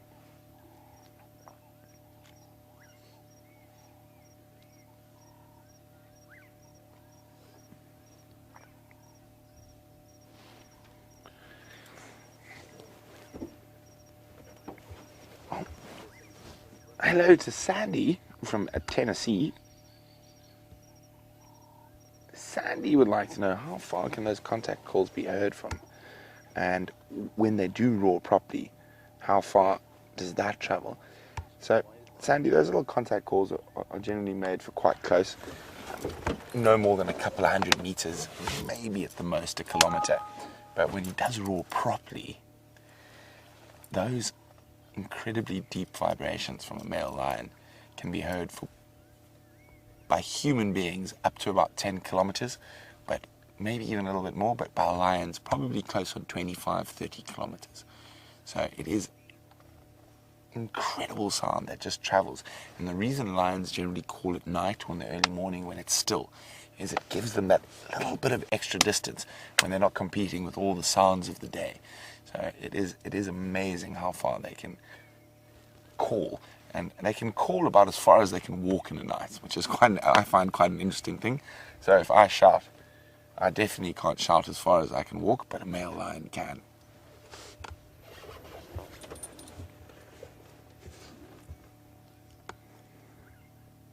Now,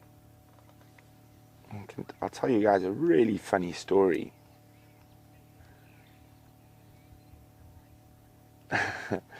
Anna Marie says this lion's doing the best imitation of my contact call. Anna Marie, I think I do the best imitation of a lion contact call, not the other way around. But I'm going to tell you guys a funny story about lions and my parents. So, as I'm sure a lot of you know, my mother was quite the tennis player. She was ranked number 4 in the world in the late 70s. And she's got a couple of Wimbledon mixed double titles and US Open titles. And when she was about 21 years old, she met a long-haired Zambian who became my father. So once they got married, they did the sort of fancy honeymoon on the beach, and then my dad said, okay, off we go, and put her in a tiny little A-frame 2-man tent and dragged her off to the wilds of northern Botswana. And up until recently, she'd been living in Boston, which... Oh.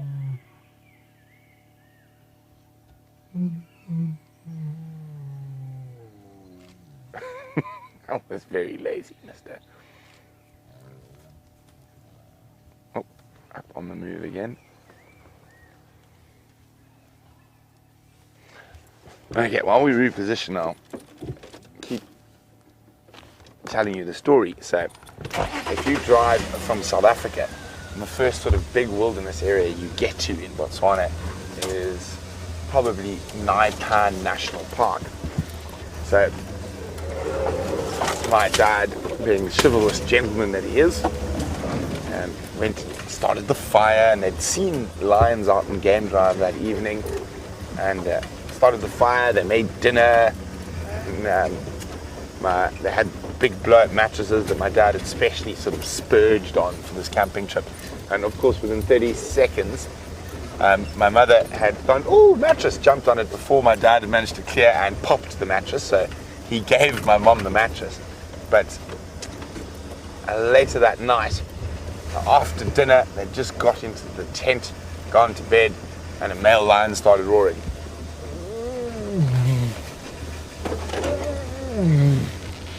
And my mother goes, Kevin, how far away is that lion? My dad says, oh, I don't know, 4 or 5 kilometers. He says my mother stayed quiet for about 10 minutes. And then she went, Kevin, how far can a male lion walk in a night? My dad said, I don't know, 25, 30 kilometers. That was it. First night out in the bush on honeymoon, unzipped into the car. So my dad got the mattress that was pumped, and my mom slept in the car because she was scared of the lions. And fast forward 36 years, now my mother goes off tracking lions by herself. And unfortunately, this male lion is departing into Nkoro, so out of our traverse zone. Goodbye, mister.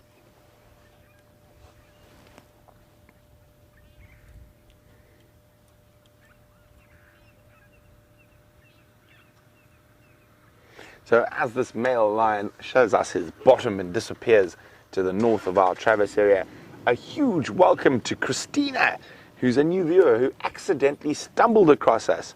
So welcome, Christina. And Christina says, is this a stupid question? Can lions recognize each other's roars? And Christina, there's no such thing as a stupid question, just a stupid answer. But yes, they can, Christina.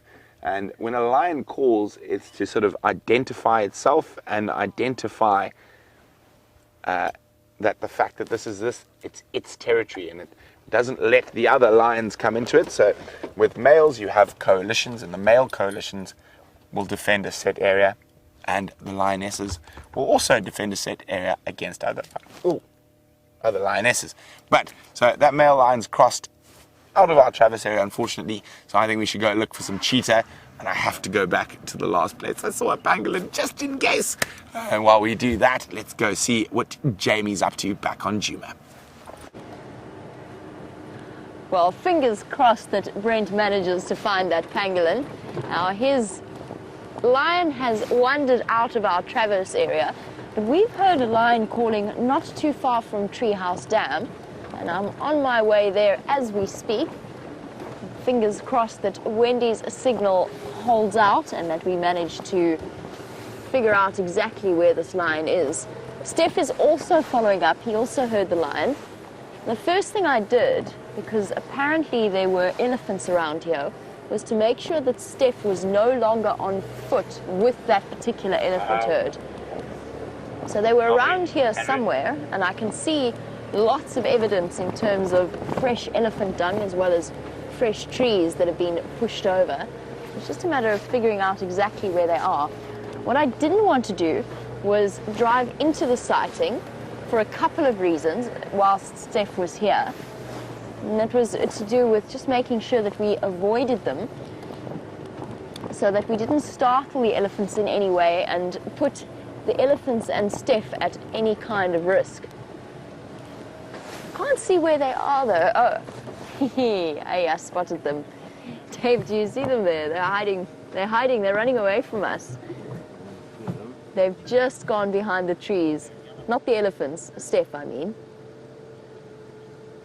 He just ducked behind there. I saw Wium's aerial bobbing about. And there we go. We timed that well, making sure that they are not in the vicinity of those elephants.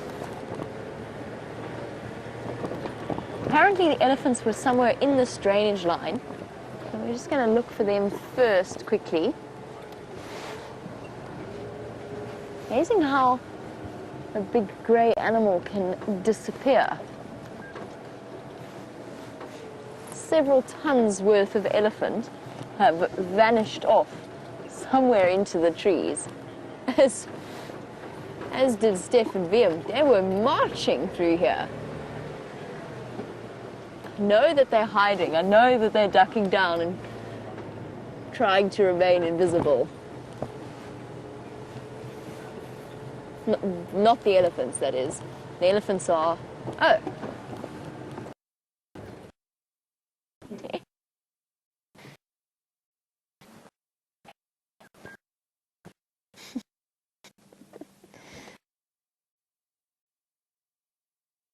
That's right.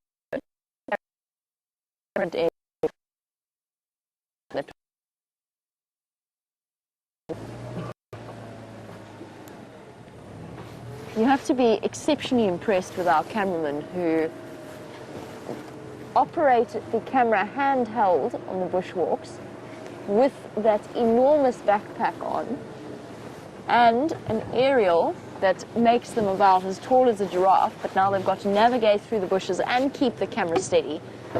Quite incredible. If they're checking this road, then we shall not head down that way. We'll try and make our way on a different route.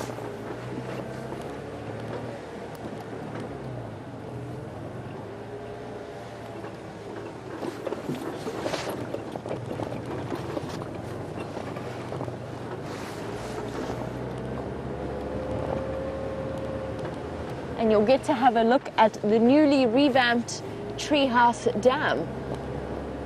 Now, those of you who are regular viewers will know that whenever we used to drive across the Treehouse Dam wall, we always used to concentrate very hard on the way that we were steering, making sure that we didn't go tumbling off the edge. There wasn't very much in the way of space in terms of, there the elephants.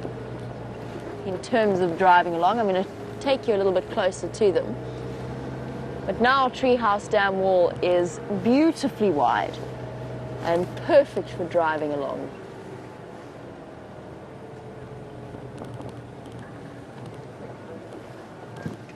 Okay. I'm always keeping my fingers crossed that we get to see that incredible tusker. I saw the screenshots that you all posted yesterday evening. There's a particularly large bull at the back there. I'm just going to switch off because he's approaching quite close to another vehicle. I'm just going to give them some space. Oh my goodness. Oh wow. Look at that little baby. That is a brand new elephant calf. That's incredible. I think that that's the one that we saw yesterday, Wium and myself, before we went to the Nkahumas. Oh, look at it. Oh, that little thing is just a couple of days old. Hello, little one. Oh, you are so tiny. Look at the male sniffing it.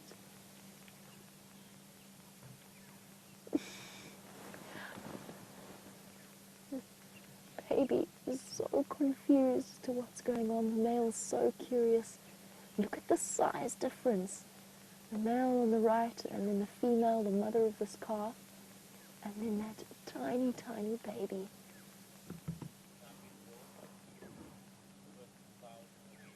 Oh, you precious little thing.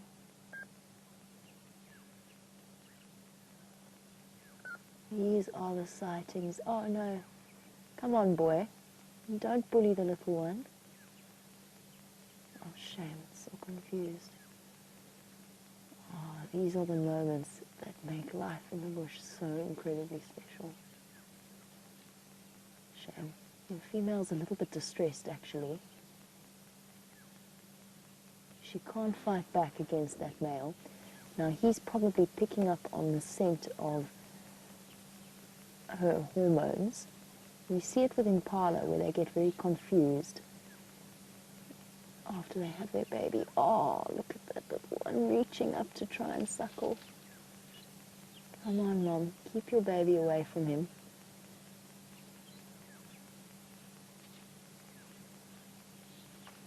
cute. Such a brand new baby. As I said, we're going to stick right here just so that we don't disrupt the sighting. Well, that baby is really just a couple of days old. Oh, there's the male again, harassing the female a little bit.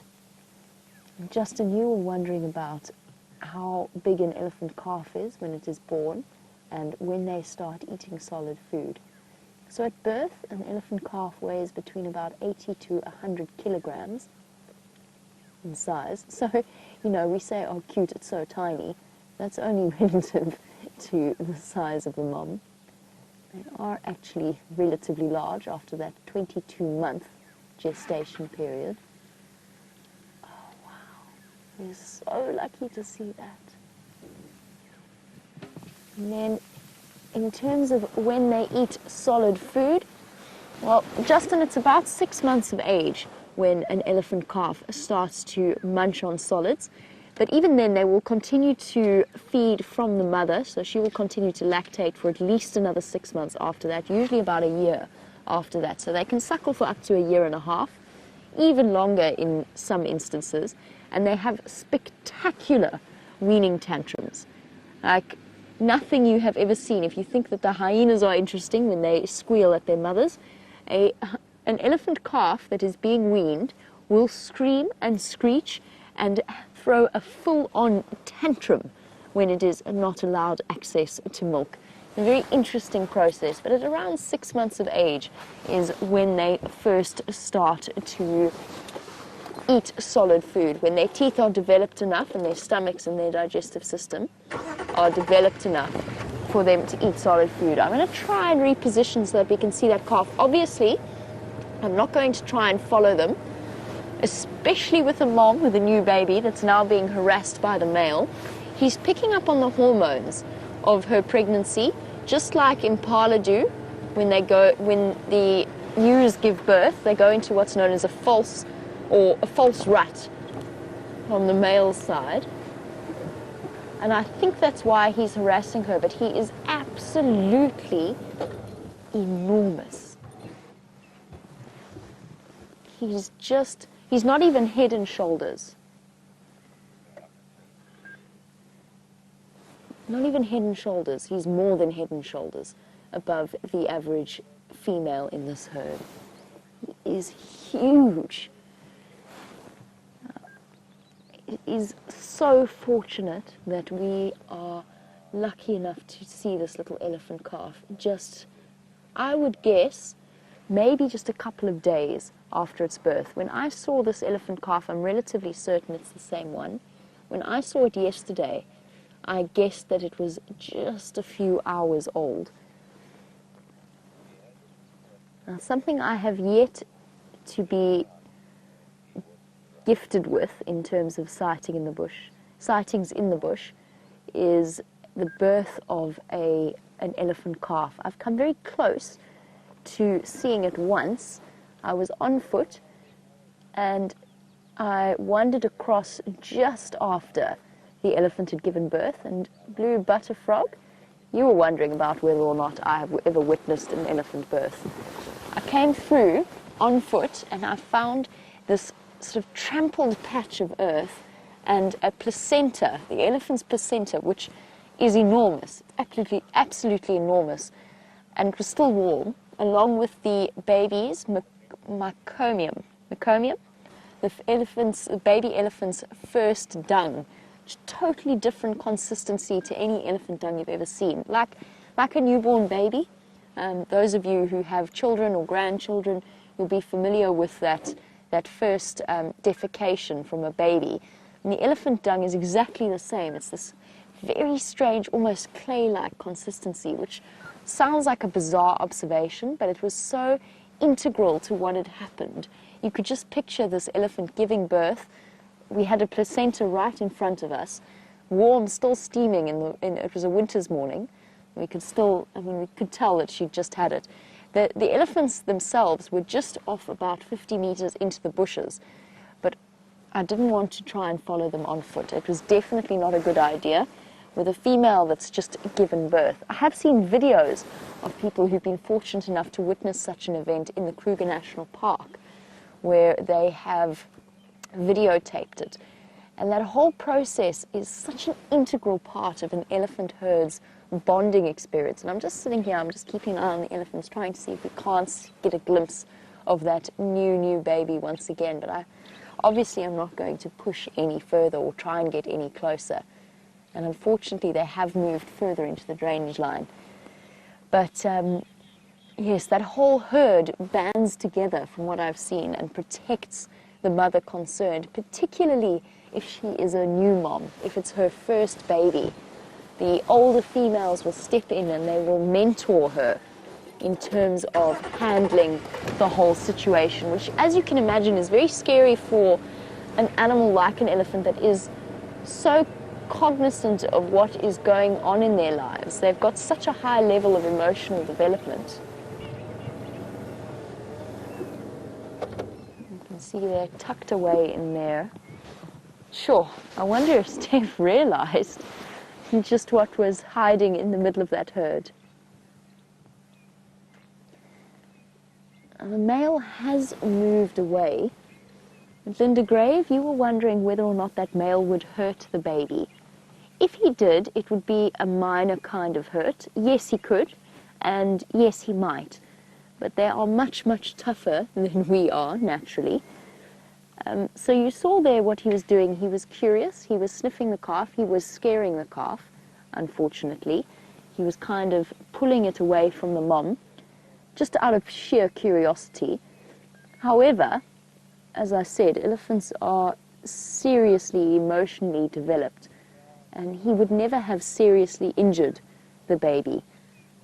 They've got an incredible amount of space in their brains devoted to proprioception and their spatial awareness. The male knew exactly what he was doing. He knew exactly where that calf was and how to handle it. He might have hurt it a little bit, but he would never seriously injure it in any kind of way.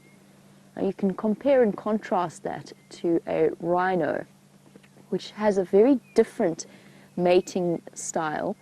Now when a female comes into estrus, her calf is about 1.5 years old. Now the calves are only independent at about 3 when the next calf is born. But at about 1.5 years, it's the most traumatic time in a calf's life, because the female goes back into estrus and she goes through about a 2-week courting period where she will reject the male. But the male gets exceptionally aggressive, the female also gets aggressive, and it can occasionally cause quite serious injury to the male and vice versa. The male resents the presence of anything coming between him and the female, regardless of whether or not it is a calf. And I've had some extraordinary sightings of male rhino chasing squealing calves away from their mothers. And they do occasionally injure them if the calves get in the way, particularly male calves. It's a completely different style from the elephants. And yes, absolutely, Jeandre, if it got too much, if that female felt like her calf was being far too stressed out and she was upset, if she communicated that to the rest of the herd, yes, the matriarchs of the herd, or the older females of the herd, would band together and they would attempt to push that male away. Within an elephant herd, a male is always dominant.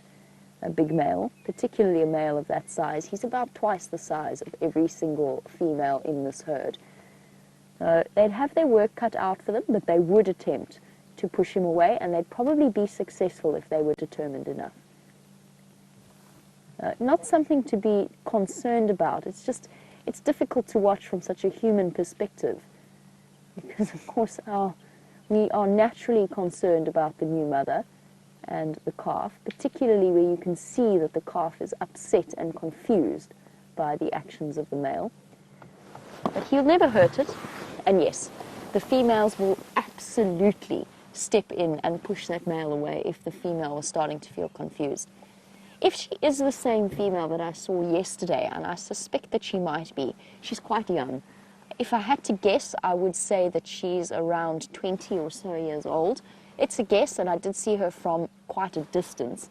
And just judging by, I know Brent was talking about this yesterday, but just judging by the temporal area, the sort of level of protrusions of the bones around the skull, and then just her general size, suggested to me that this could even have been her first calf. Maybe her first calf, maybe her second calf, if that. So she's relatively inexperienced. And yesterday when I saw her, she was all on her own, and she was stressed. She was not unhappy with us, but she was clearly a bit freaked out by the fact that she had this brand new baby that she had to protect. And that's why we left. We didn't even try and put the little baby on screen. We were experiencing technical issues, but we just left that sighting almost immediately because it was clear to me that that baby had only just emerged into the world, and I didn't want to cause her any further problems. I'm just trying to decide if there's going to be a view from the road on the other side of this drainage line. Unfortunately, I don't think so. And they seem to be relatively content to stay where they are. They're not really on the move. That big bull has moved off. I don't know where the female with her brand new baby went. It was so easy to tell that that little baby was new to the world. It was all wobbly, like it was still trying to find its feet. Absolutely wonderful. There is nothing in the world that will put a smile on my face like a baby elephant, except maybe a baby rhino. It's a fine balance. Let's try and just go around. We might encounter that male. He's walking towards the other road. You see, I don't want to go off-road and disturb them. But let's see if we can't get a different view on the herd. And this is what makes these live safaris so incredible. Because it's happening in real time right here in the African bush, you get to share these experiences and also live in the knowledge that that little baby has got 50 to 60 odd years ahead of it. If it's a female, it will be with the rest of the herd. If it is a male, it is there. It's right in between those trees. If we go, let me go forward a little bit. It's very tricky there. It might be in the gap now. No. Dave's just that little bit higher than me. He's got a tree right in the way. The baby is there, looking safe and sound and happy. Just to update you, I know you can't see it, but I can from my slightly lower angle.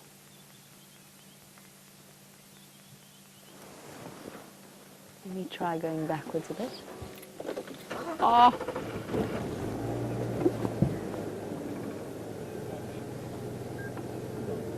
There you go.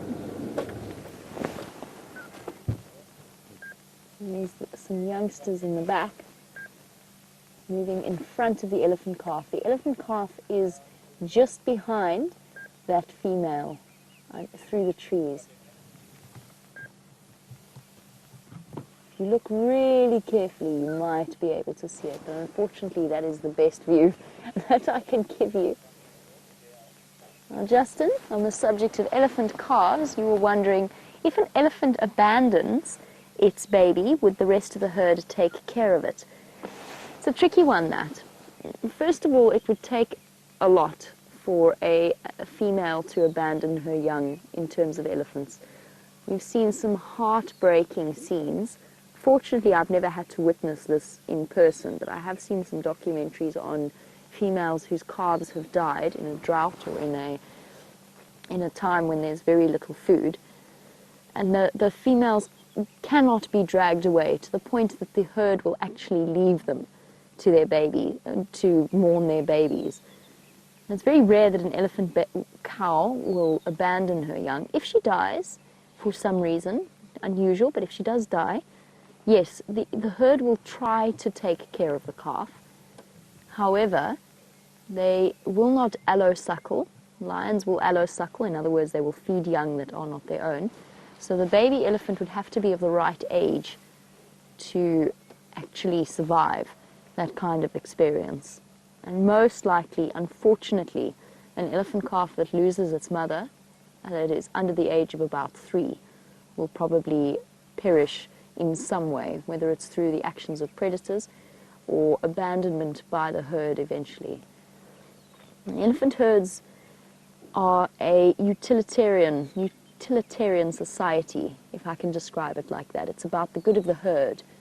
And yes, that applies to an individual where possible, but an elephant herd will not sacrifice itself, a matriarch will not sacrifice the health of the herd in order to protect one individual or to wait constantly for one individual, which is why older elephants start to move off and away from the herd when they are getting to the point where they're reaching the end of their lives, and also why I think our snared trunk female, a character that we've become, personally I've become incredibly attached to in terms of elephants.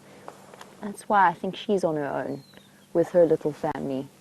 I think that she couldn't quite keep up with the feeding of the rest of the herd, and they slowly and gradually just kept leaving her on the outskirts until she just left. And then obviously mated with a male and had her series of calves. James thinks that the eldest calf, or the eldest female in that little herd, might not be her daughter. It could be a younger sister. That might be. The family, the close family bonds, the sisters and the mothers and the daughters, those bonds are incredibly strong in elephants, even to the point that they might split from the herd. Well, this is not the best view we've ever had of an elephant. Just some movements in the trees. I kind of want to stay here and just settle, but what I'm going to do is I'm going to do a loop, look for that lion, and then come back and see if we can't get another glimpse of that calf. Now, while we do that, Brent has found some interesting marks in the soil for you.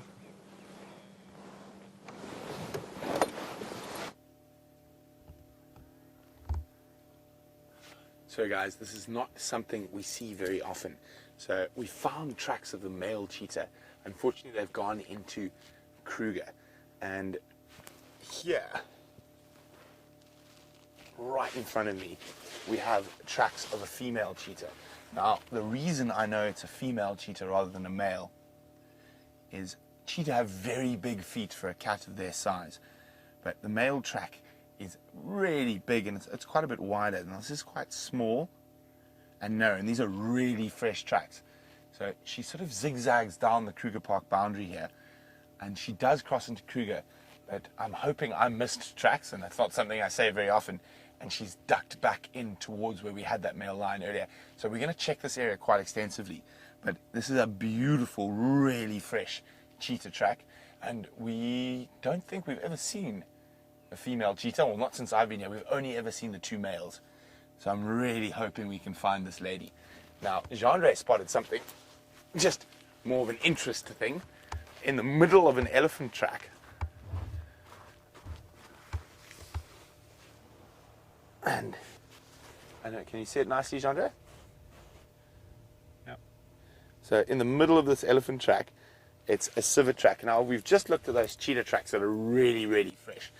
This is a fresh track, but it's from the night. And from the dew this morning, there's a little bit of darkness on the edge where the water's collected, and it was really misty this morning. So that's one of the ways we can tell the difference. So if we go back to that cheetah track, which I'm going to do now, you can see it's a little bit darker around the edges, especially there. So there's a little bit of dew collected. Now, if we go look back at this cheetah track, it's from much, much earlier. So within the last 2 hours, you can see there's no darkness on the edge. It's this perfect imprint. And fingers crossed we're going to find this female. Well, it is a long shot, I'm not going to lie. But we like a long shot.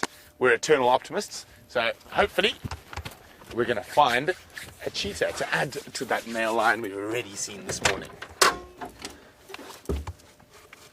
Oh dear. Of course, me being me, I tend to destroy cables. Put a cable near me, Jeandre is agreeing. I'm really good at destroying cables. I move around a bit too much. But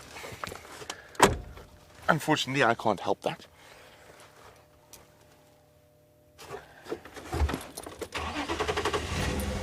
So, female cheetah, fingers crossed.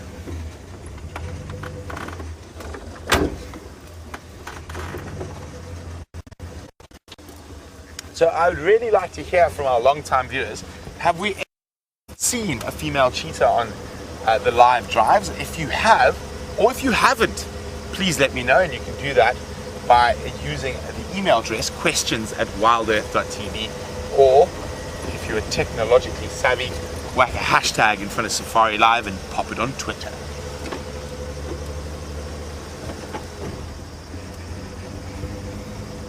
So not only do I destroy cables, I also manage to move seats. So the cameraman insists on us sitting on a blanket so we're higher so you can see us better. But of course, the amount I move in a vehicle, I manage to move everything, everywhere, spread out quite profusely. So I found female cheetah tracks on this exact area before, and I've never seen her. And chatting to the guides from Cheetah Plains, they have seen a female cheetah a few times, but she's quite skittish. So if we do see her, we're lucky enough to have the power zoom, so we're not going to put too much pressure on her. I don't know, I'm just feeling really lucky this morning. I mean, we're looking at a giraffe and a male lion arrives, so why couldn't we expect a female cheetah?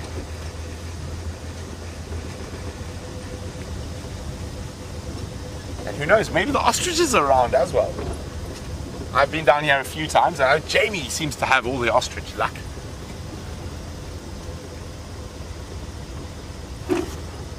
So the males crossed east into the Kruger, but they could definitely do a big loop back through to this massive open area, this little sodic site we're about to come onto. So it's always important when we come out into these open areas to check very carefully. The cheetah lie very flat in comparison to the other cats, but they often just crink their neck up. So the best way to describe it, if you see a cheetah at a distance, its head looks almost like a ball of elephant dung. And they've got very, very rounded heads. And that is to help with that incredible speed they have. They can run up to about 17 miles an hour, about 120 kilometers. And it is an absolutely amazing thing. So it's one of the reasons they're actually so endangered. They've become so over-specialized for that speed that any slight injury will cause them not to be able to hunt. And particularly with females, it produces quite a difference. Jeandre has just spotted something he wants to show you. It is a yellow-billed hornbill basking in the light. And look at that. Even though he's just trying to get warm at the moment, still watching the ground for any potential insects to eat. Oh, there we go. Popped onto the ground. Did he see something, or is he being wishful? I think he's being wishful. And you can see the preening there. Now, we see birds preening a lot, and it's very important. Oh, onto the ground. Oh, has he spotted something? Oh, I think he's found some termites. Now, termites are eaten by almost everyone out here. I've even seen leopards eat termites. But of course, generally only the alates or the flying ants, the future kings and queens of the termite world. But birds and other small mammals will eat even the workers and soldier termites. Tend to try to stay away from the soldier termites. So apart from the massive jaws that those soldiers have, quite a lot of them also have chemical defenses. So they'll be able to, in some cases it's formic acid, and I actually got bitten quite badly by a termite on bushwalk the other day, and it actually drew blood from those teeth. I'm not going to show you where it drew blood because then I'd have to disrobe, and it's on my chest here. And now we're coming out into this open, so those female cheetah tracks there. I'm hoping I missed the track and that cheetah's popped back onto this open area here. Now, of all the big cats, cheetahs have one of the most interesting breeding systems. So in almost all animals, you need a female bias in terms of breeding. So you need few males and lots of ladies. Cheetah are one of the only animals out in the African bush that's the opposite is true. You need a male bias with female cheetah, and this is another reason they're quite endangered. It's a real big problem, and people who've tried to breed them in captivity will notice this, and it's very hard to get a female cheetah to breed. And in the wild, they will often ignore 4 or 5 sets of males before they actually mate. So to get a successful breeding program with cheetah, you need a male bias, and it's the only animal that I can think of offhand out here that needs a male bias. So to get a female cheetah to ovulate, she needs to be stimulated by multiple males, and with them being so endangered, it becomes a bit of a problem. But you might often hear us talk about metapopulations, and metapopulation is sort of the wider, bigger population of a certain species that holds the most genetic diversity. And when you think cheetah, you think Serengeti, Masai Mara, but believe it or not, the largest metapopulation that holds the greatest amount of genetic diversity in Africa is the Greater Kruger National Park, or the Greater Limpopo Transfrontier Park. So this is 13 million acres of wilderness. Even though they don't sometimes have the numbers of cheetah that you might find in Namibia or Botswana, it has the greatest genetic diversity, and that's what makes this low-fault cheetah population so important as a whole for the species. But no cheetah, but we do have some striped donkeys, so let's get a bit closer to them. Now, I'm not saying there are no cheetah, we just haven't spotted any yet, and I'm looking under every bush, and on these open plains, quite often a lot of the stumps tend to give us a very cheetah-like appearance. And I've got very excited over a piece of leadwood or quarry a few times. So we're going to get up onto a slightly higher ground, and Jeandre is going to show you the zebra. While he shows you the zebra, I'm going to be a little bit quiet because I'm actually going to take my binoculars out, and I'm going to look across this open plain to see if I can maybe spot a cheetah sleeping under a bush or out in the open. Oh, and there's a gorgeous little foal as well, and look at that. Isn't that just gorgeous with that open area behind? Where did I put my binoculars now? That is the next question. So, as I was saying, I destroy cables. I also tend to spread out a bit. And I apologize for the noise. And while I make a horrific racket trying to find my binoculars, Jamie has got the smallest member of the order Carnivora to show you. I know where Brent's binoculars are. Brent's binoculars are sitting next to me in the car.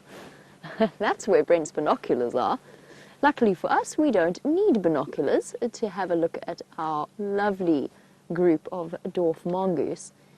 Dave, before we focus too much on our little dwarfies, they'll come back. Let's go up that branch, that one that goes straight vertical in the middle of your screen, and then in a little bit to the left.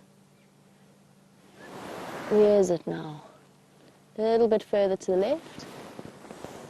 There's a woodpecker, and I'm struggling to find it for you. I can see it from my perspective, but I think that Dave's angle is just slightly off from where I've parked him.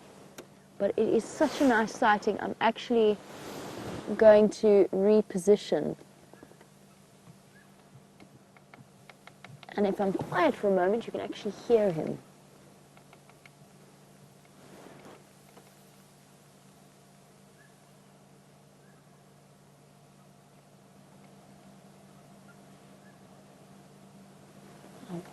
There he goes, tapping away.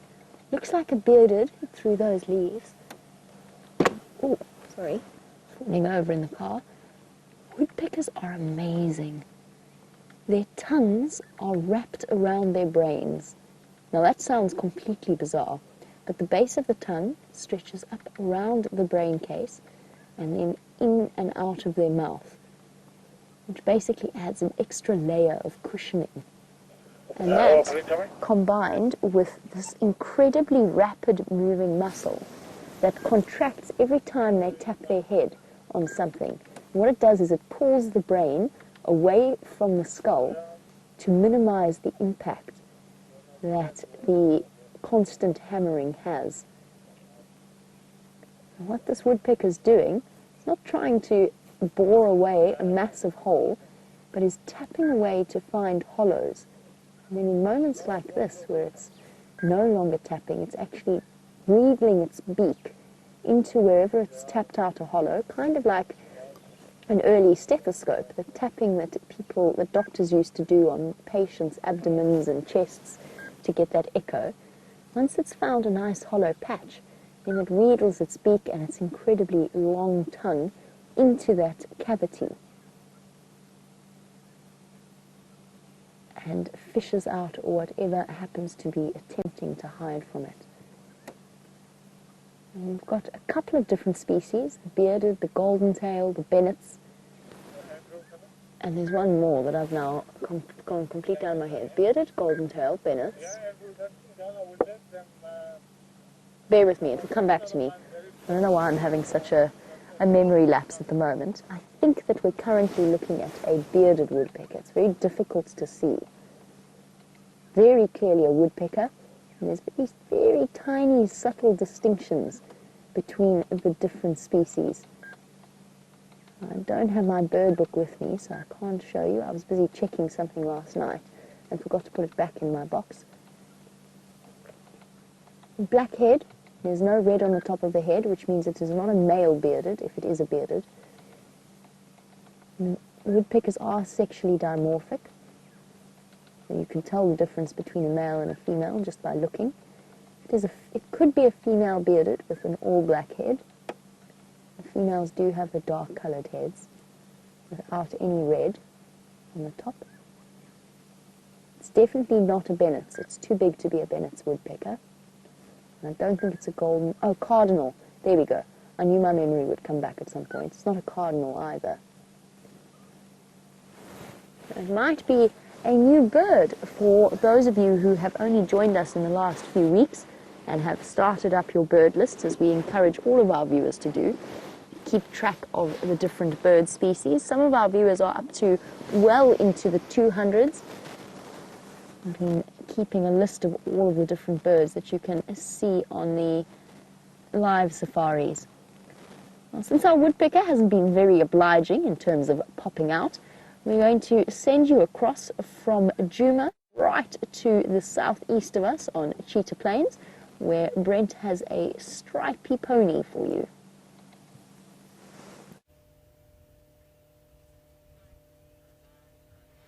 So we've been checking the plains, and I'm afraid all we could find was the zebra and Gnormous Gnorman.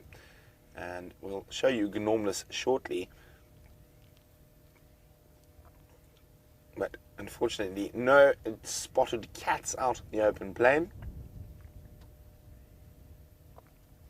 We're just waiting to show you the absolute cuteness overload that is a little baby zebra.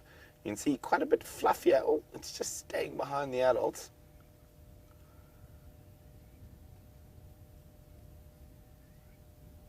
Of course he's staying behind the adults. So while we wait for that little zebra to pop out, Gnormous was boing, boing, is the best way to do a wildebeest call. And he's on his way back from Mala Mala.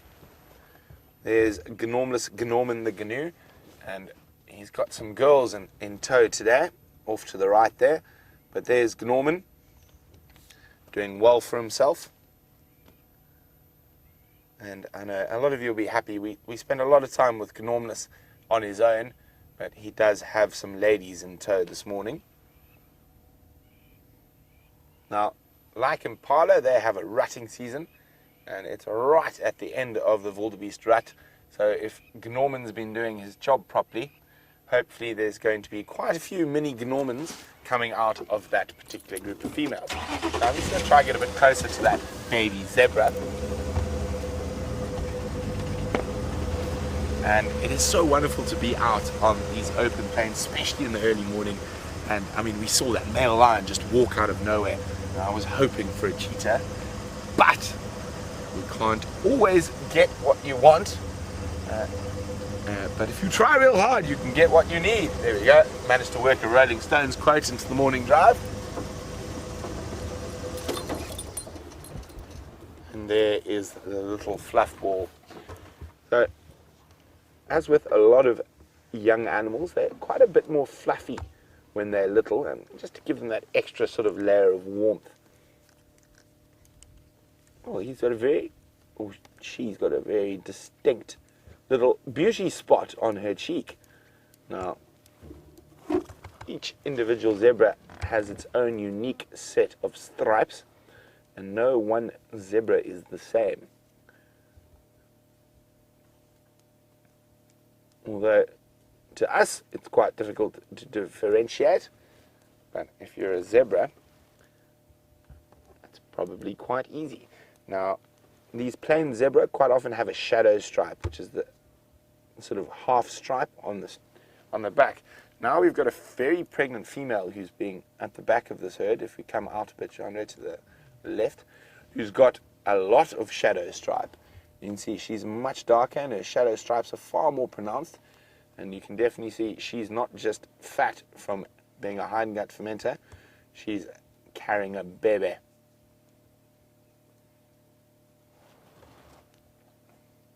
Now, I always love looking at zebra rumps, and you can always tell who's a survivor. So quite often, not quite often, but occasionally we're lucky enough to come across a zebra who's escaped a lion attack. And when you see those stripes on the rump, there we go. So if there's a lion claw that's cut through them, they don't match anymore. So they're actually slightly off center because the skin is healed in a different way. And there we go. You can see that really rotund belly of that pregnant female. And she's dragging her feet a little bit. I wouldn't be surprised if she popped in the next week or so. So zebra, unlike wildebeest and impala, do not have a set breeding season, and they will give birth throughout the year.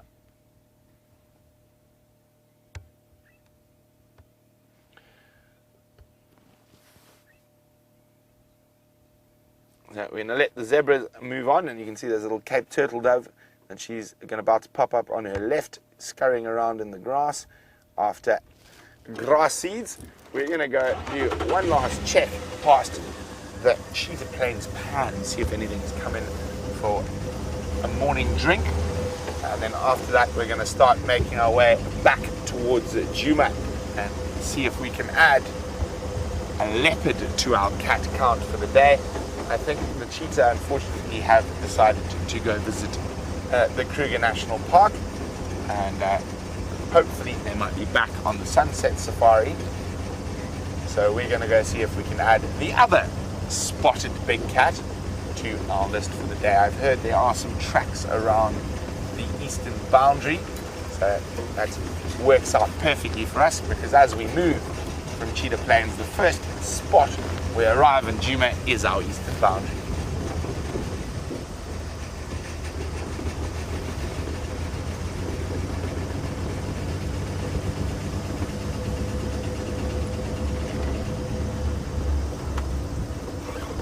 Okay, so pan is just up ahead, so let's go see if anything's made its way there for a drink. I wonder if Gnormous Gnorman the Gnu's arch nemesis, Normal Norman, who lives on the next open patch, will be around. Although, because the male lion walked through there earlier, I think he might be making himself a bit scarce today.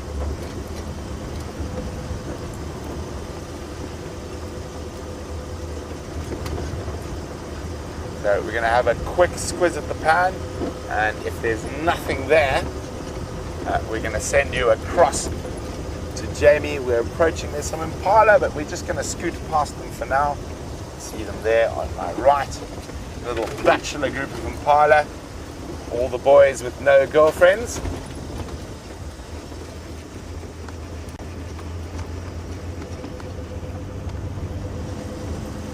And it looks like there is absolutely not a living soul at the Cheetah Plains Pan. We're going to have one quick look over the open area as we pop up. Breath held. Jeandre still thinks we're going to see a cheetah attached to a wildebeest. I'm not so certain. We might have to get the bendy stick out again. But nothing there. So Jamie has got one of the most delectable and fluffy creatures out here. So let's go have a look at what it is. Well, Brent continues his hopeful chase of that female cheetah. We at least have got this extraordinary view of a male waterbuck that has apparently turned into a statue. It is so still. He has not, apart from the odd ear twitch, he has not moved since we stopped to look at him. I think he thinks he's invisible, that if he stays still enough, we haven't seen him, which of course is blatantly not the case. He's trying to sum up exactly what our intentions are. We're not displaying any predatory behavior. He's not comfortable coming any closer, so he finds himself frozen in a moment of indecision. Still a young waterbuck bull, despite his size. I mean, he's going to be a very big boy, but his horns haven't yet fully reached that upward-facing curve that they will when he is fully grown. He's just at that point, a young waterbuck bull in his prime. And you can see why this was chosen as the emblem of the Sabi Sands. I often feel that waterbuck are an antelope that we sometimes take for granted. But they are one of the largest, and in fact, on Djuma, they're probably the heaviest antelope that you will see. We might, if we get really lucky, encounter an eland, but it's highly, highly unlikely. Most of them are up right in the north of Kruger. And eland, of course, being the largest of the antelopes, the size and weight of a buffalo bull, except taller. And the waterbuck bull is second only to a kudu bull in terms of height. They are actually stockier antelopes, so they're a bit heavier. You're looking at a good 300, 400 pounds of antelope. And with their white faces and their shaggy fur, particularly striking. I'm trying to see if I can smell him, but the wind isn't quite blowing in the right direction for that. It's a very still morning compared to yesterday afternoon when the wind was gusting through here.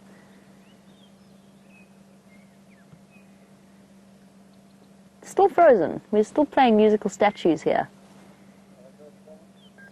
Just that slight ear twitch. Did you know, just on the subject of those ears, that each and every antelope, when we watch them, those ears move independently, and it's almost an involuntary response from the antelope in response to any sounds that are around them, basically to make sure that no predator sneaks up on them. Now, how many of you can move your ears? I know I can't. I've always been slightly freaked out, to be honest, by people that can. Dave, can you move your ears? No. Dave can't move his ears either. It's one of those rare genetic things, like rolling your tongue. Oh, there we go. We've got a little bit of movement. He's relaxed enough to start feeding. But that ability to move your ears independently is actually an evolutionary throwback to when we could move our ears backwards and forwards like the animals that we so often see on our safaris. It's a throwback, and that's why only a few people can do it. Evolutionary, what would we call it, an abnormality in a way. Like some people have wisdom teeth and some people don't. You no longer really need them.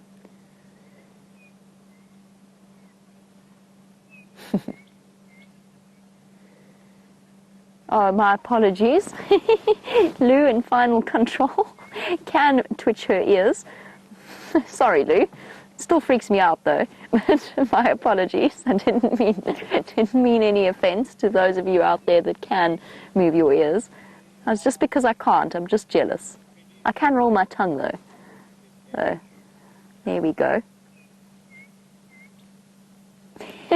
He, of course, the waterbuck could not be any less concerned with his ability to move his ear. That right ear doing all the work this morning, double checking behind him, listening to any sounds,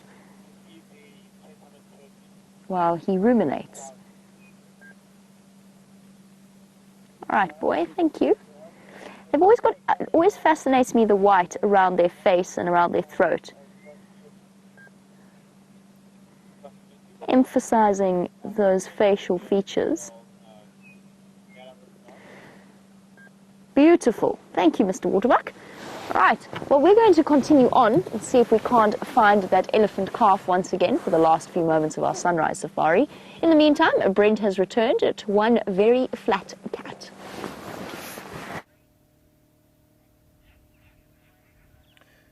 So we decided we'd give you one last visual of a very flat cat. Now, that male lion, from when we left him, he literally walked 50 meters and plonked down on the northern side of our traverse. And there he is, flat and sleepy. And I think he's just enjoying the morning sun, as are we at the moment, thawing out from the cold morning we started out with. But beautiful, beautiful winter's day. I think the high temperature today is probably going to be in the sort of mid to low 70s, 25 degrees Celsius. And I know exactly what I'm going to do when I get back to camp, get myself a cup of coffee and go sit in the sun and bask like that male lion's doing. But before that, well, there's still some animals to find. We heard some branches breaking up ahead. We are hoping there are some elephants around.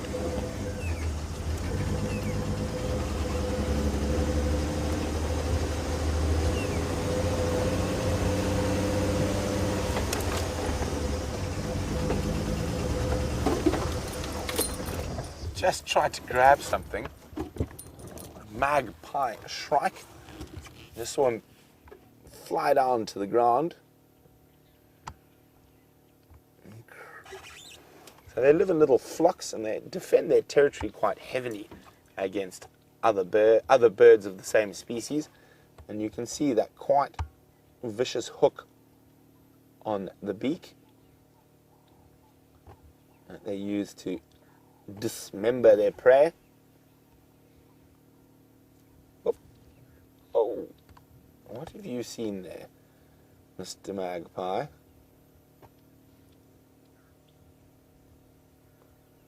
Look at that. It almost looks like, that's so interesting. You see how he flicked his wings open there? He was trying to incite an insect to fly, so trying to scare it so he could see where it is and the movement would give away its position. Unfortunately, either the insect wasn't there, or it was smarter than this magpie shrike.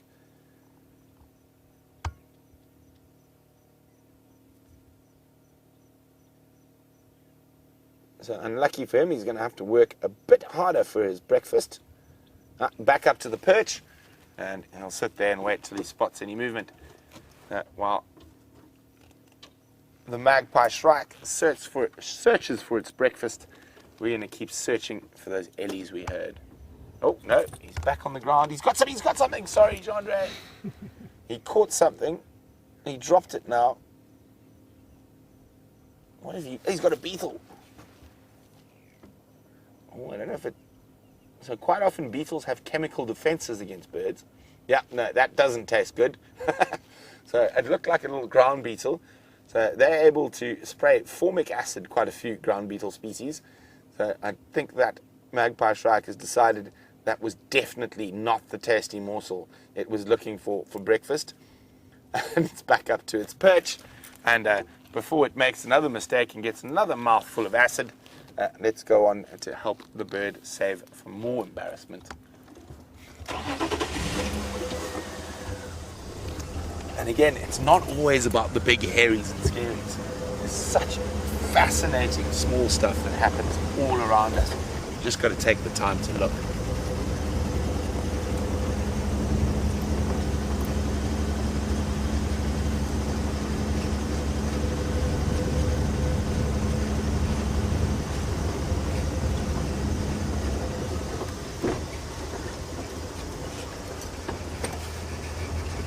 So it's been quite the eventful morning for us down here on the open plains. And I still think my favorite moment is when I realized, oh, he's got something. Oh, he's flying away. Land, where we can see you is a lilac-breasted roller. Looks like he's got a large grasshopper in his mouth. Okay, let's go forward a little bit. Do you see where he landed, Jeandre?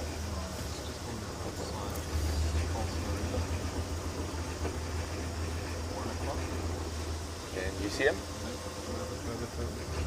Ah, I got him right at the top. I'm going to find you a window.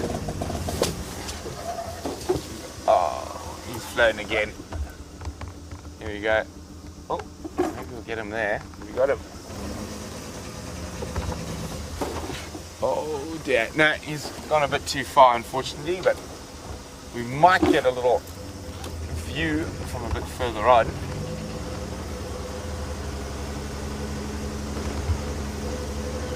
Yes, we will. Oh, no, he's flown again. Well, he doesn't want to be filmed. It's the world's first shy lilac-breasted roller. Normally they like to be very gaudy and flash themselves for us. He has stopped at quite the distance though, just to show you that we weren't fibbing.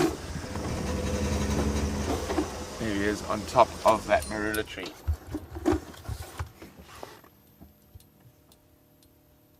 Whatever he was eating has been swallowed. And you can see the magnificent colours of the lilac-breasted roller.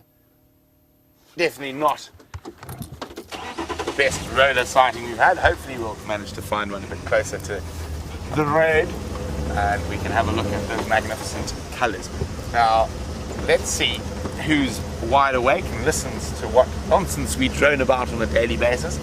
So, who can remember how many different colours there are on a lilac-breasted roller? If you can remember, please let me know. Send me an email to questions@wildearth.tv or use the hashtag SafariLIVE on Twitter.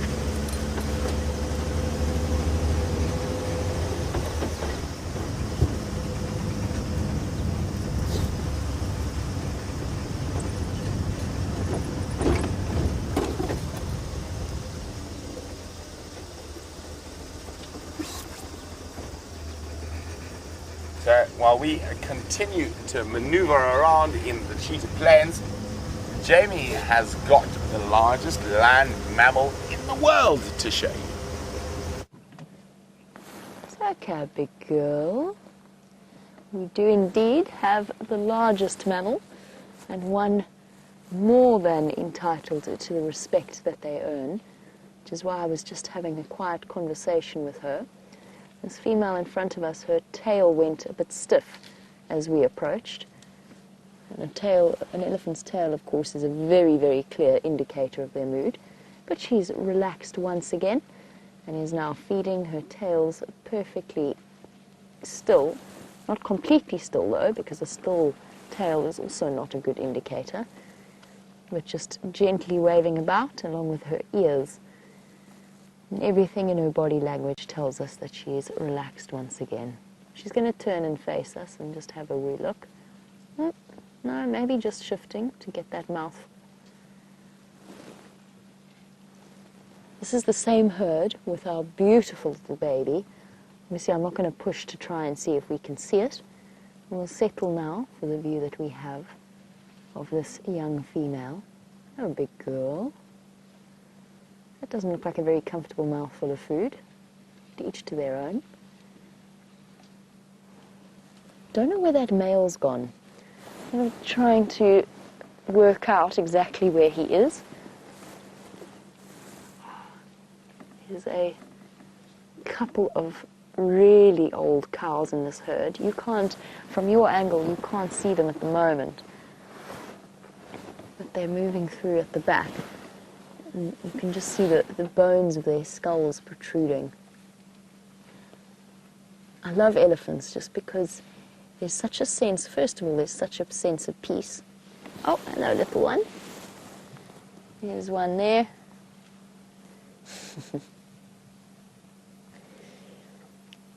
Peace and intelligence. That's what comes with an elephant herd. And a sense of awe. A sense of awe that never really goes away. No matter how many times you see them, and it doesn't matter what kind of mood you're in, an elephant herd like this is guaranteed to make you feel better. Hey, special girl. Hey, she's moved to a comfortable distance, which means that we can circumnavigate the buffalo thorn that they've casually pushed into our way, into the road. We'll try and get around it. Oh, we're going to be so lucky. They're going to come onto quarantine. It's probably going to be at the end of the drive, at the end of the sunrise safari. But they are going to make their way towards the open area of quarantine. All right, big girl. Don't stress. You guys have just made life a bit difficult.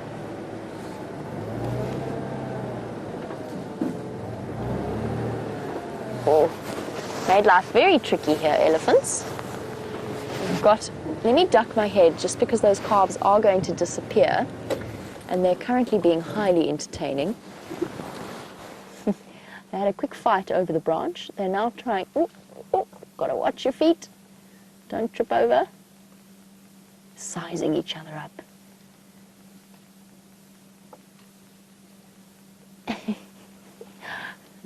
One of them is more determined than the other to pick a fight. The adult female, not all that interested. Oh, Debbie, you were wondering in terms of the teeth of an elephant, or in terms of the tusk of the elephant, are they like teeth in that they can get decay or abscesses? Yes, absolutely.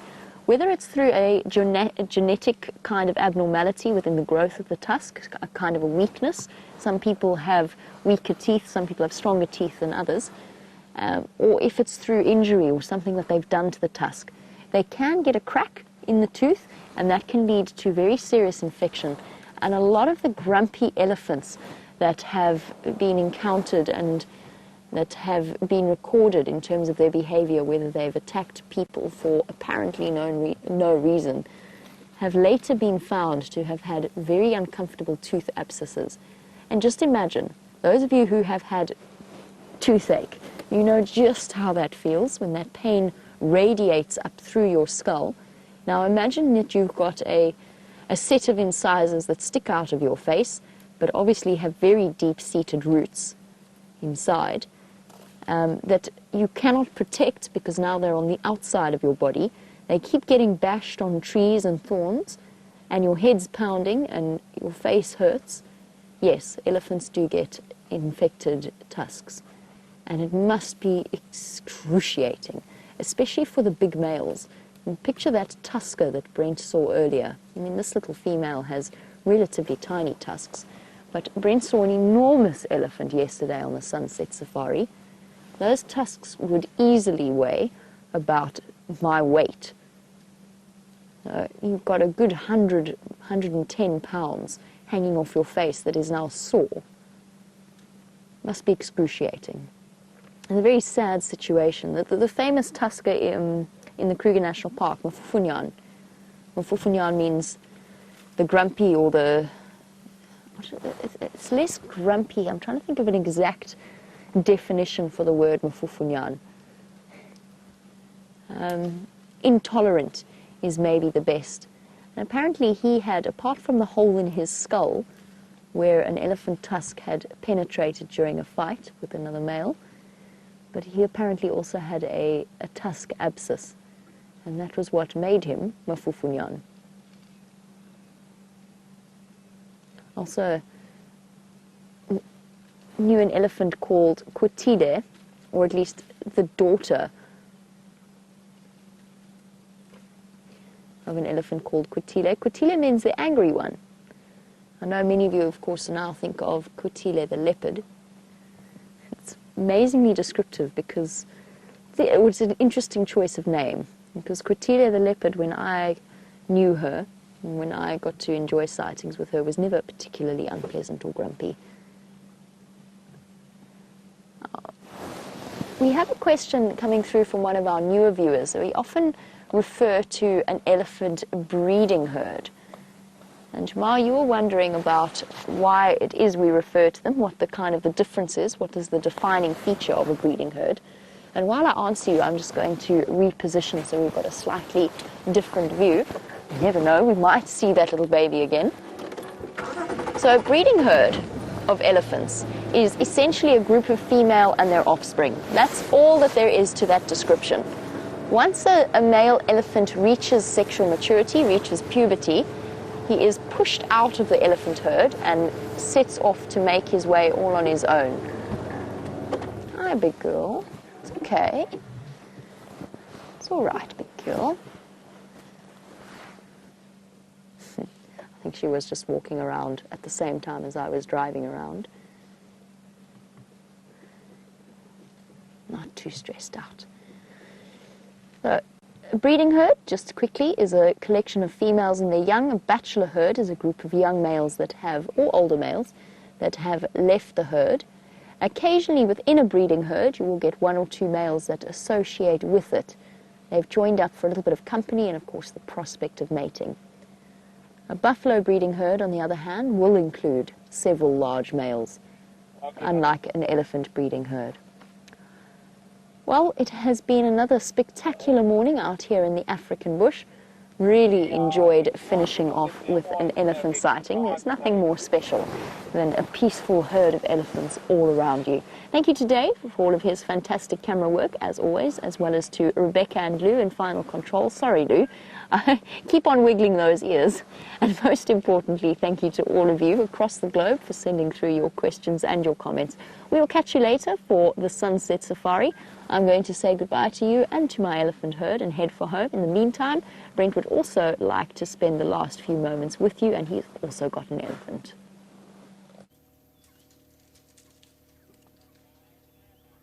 So from one group of elephants to a single elephant bull. Nice big boy, probably just over 30 years old.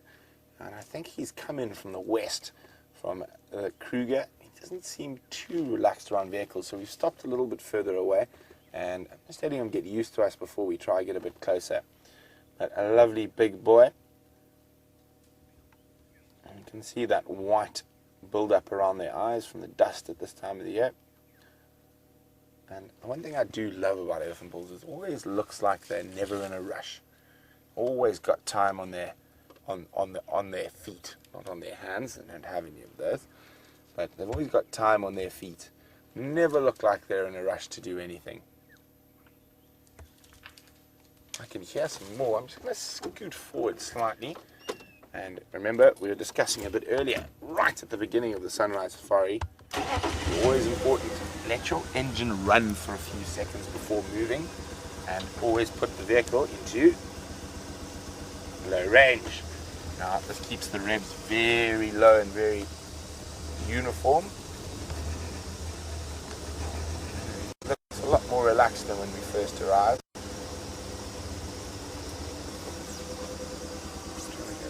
Oh, yes, hello, mister. That's very typical elephant bull behavior, the head shake. He's just reminding us that he's a big, strong animal, and we shouldn't cause too much trouble with him. Hey, mister.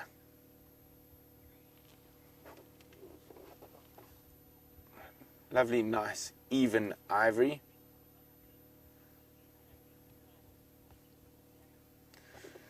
So Justin's wondering whether you can identify elephants from the wrinkles on its skin.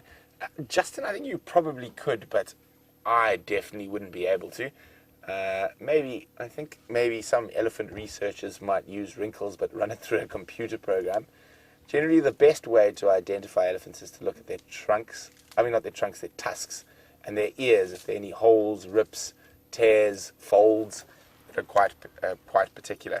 But most elephants are ID'd by their tusks by researchers. Now he's popped his head into the bush. I'm just going to sneak another few meters, and again, let the car run for a few seconds before you move, and then low range. I'm not even touching the gas. I can just idle forward at a very sort of slow, steady speed.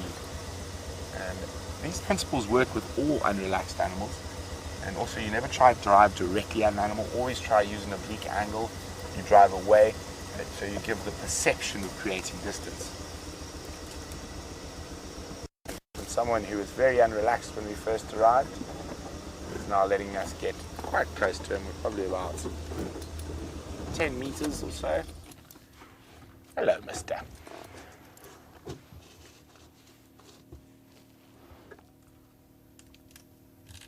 can see those big ears already flapping as the day warms up, turning on the AC, so to speak.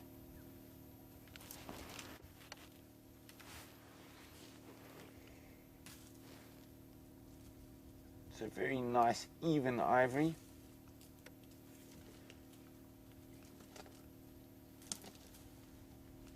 And we can see that he's left-tusked.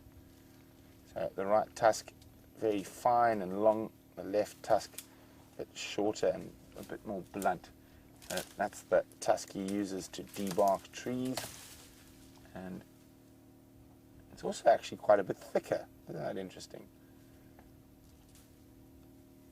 But at the moment he's not eating anything too big. He's munching down on a little zebra wood, and all he needs is his trunk for that. Now, to give you an idea how thick an elephant's skin is, it can be up to sort of 4 inches thick in places. And a zebra wood is what we call a flat tire tree. It's got incredibly hard wood and big spines. They're not thorns as such, but spines. And that will go through a 16-ply tire. And there we've got this elephant gripping it and ripping it. And those spines don't even penetrate the skin at all. And the inside of his mouth is like a tough old leather boot, because not only he's now chewing those spines, and it doesn't get any cuts or anything inside his mouth. So very, very interesting how different animals have adapted different toughness in their mouth. I'd say out of all the animals, we've probably got one of the softest mouths, and it tears and cuts very easily. Even the other primates, like baboons and monkeys we get here, are capable of eating much harder and tougher things than we are.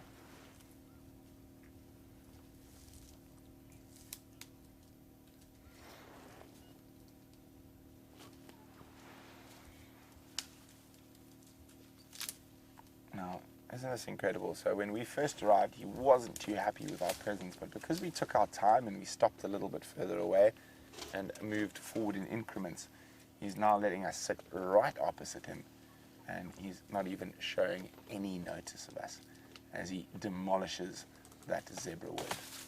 And there we saw him use that left tusk.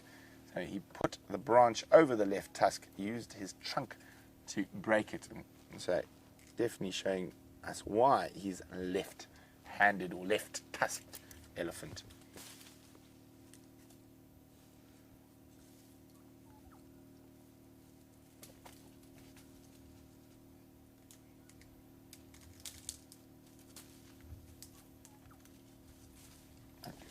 Hey, big boy. Moving on to the next bush. I think he's done with the zebra wood. What's next? Looks like he's sniffing for something on the ground there.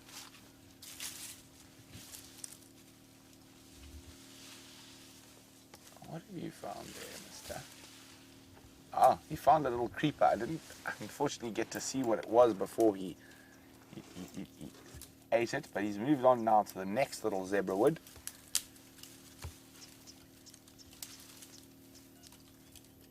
And isn't this a wonderful way to end the sunrise safari with a nice big adult elephant bull here on Cheetah Plains doing some gardening.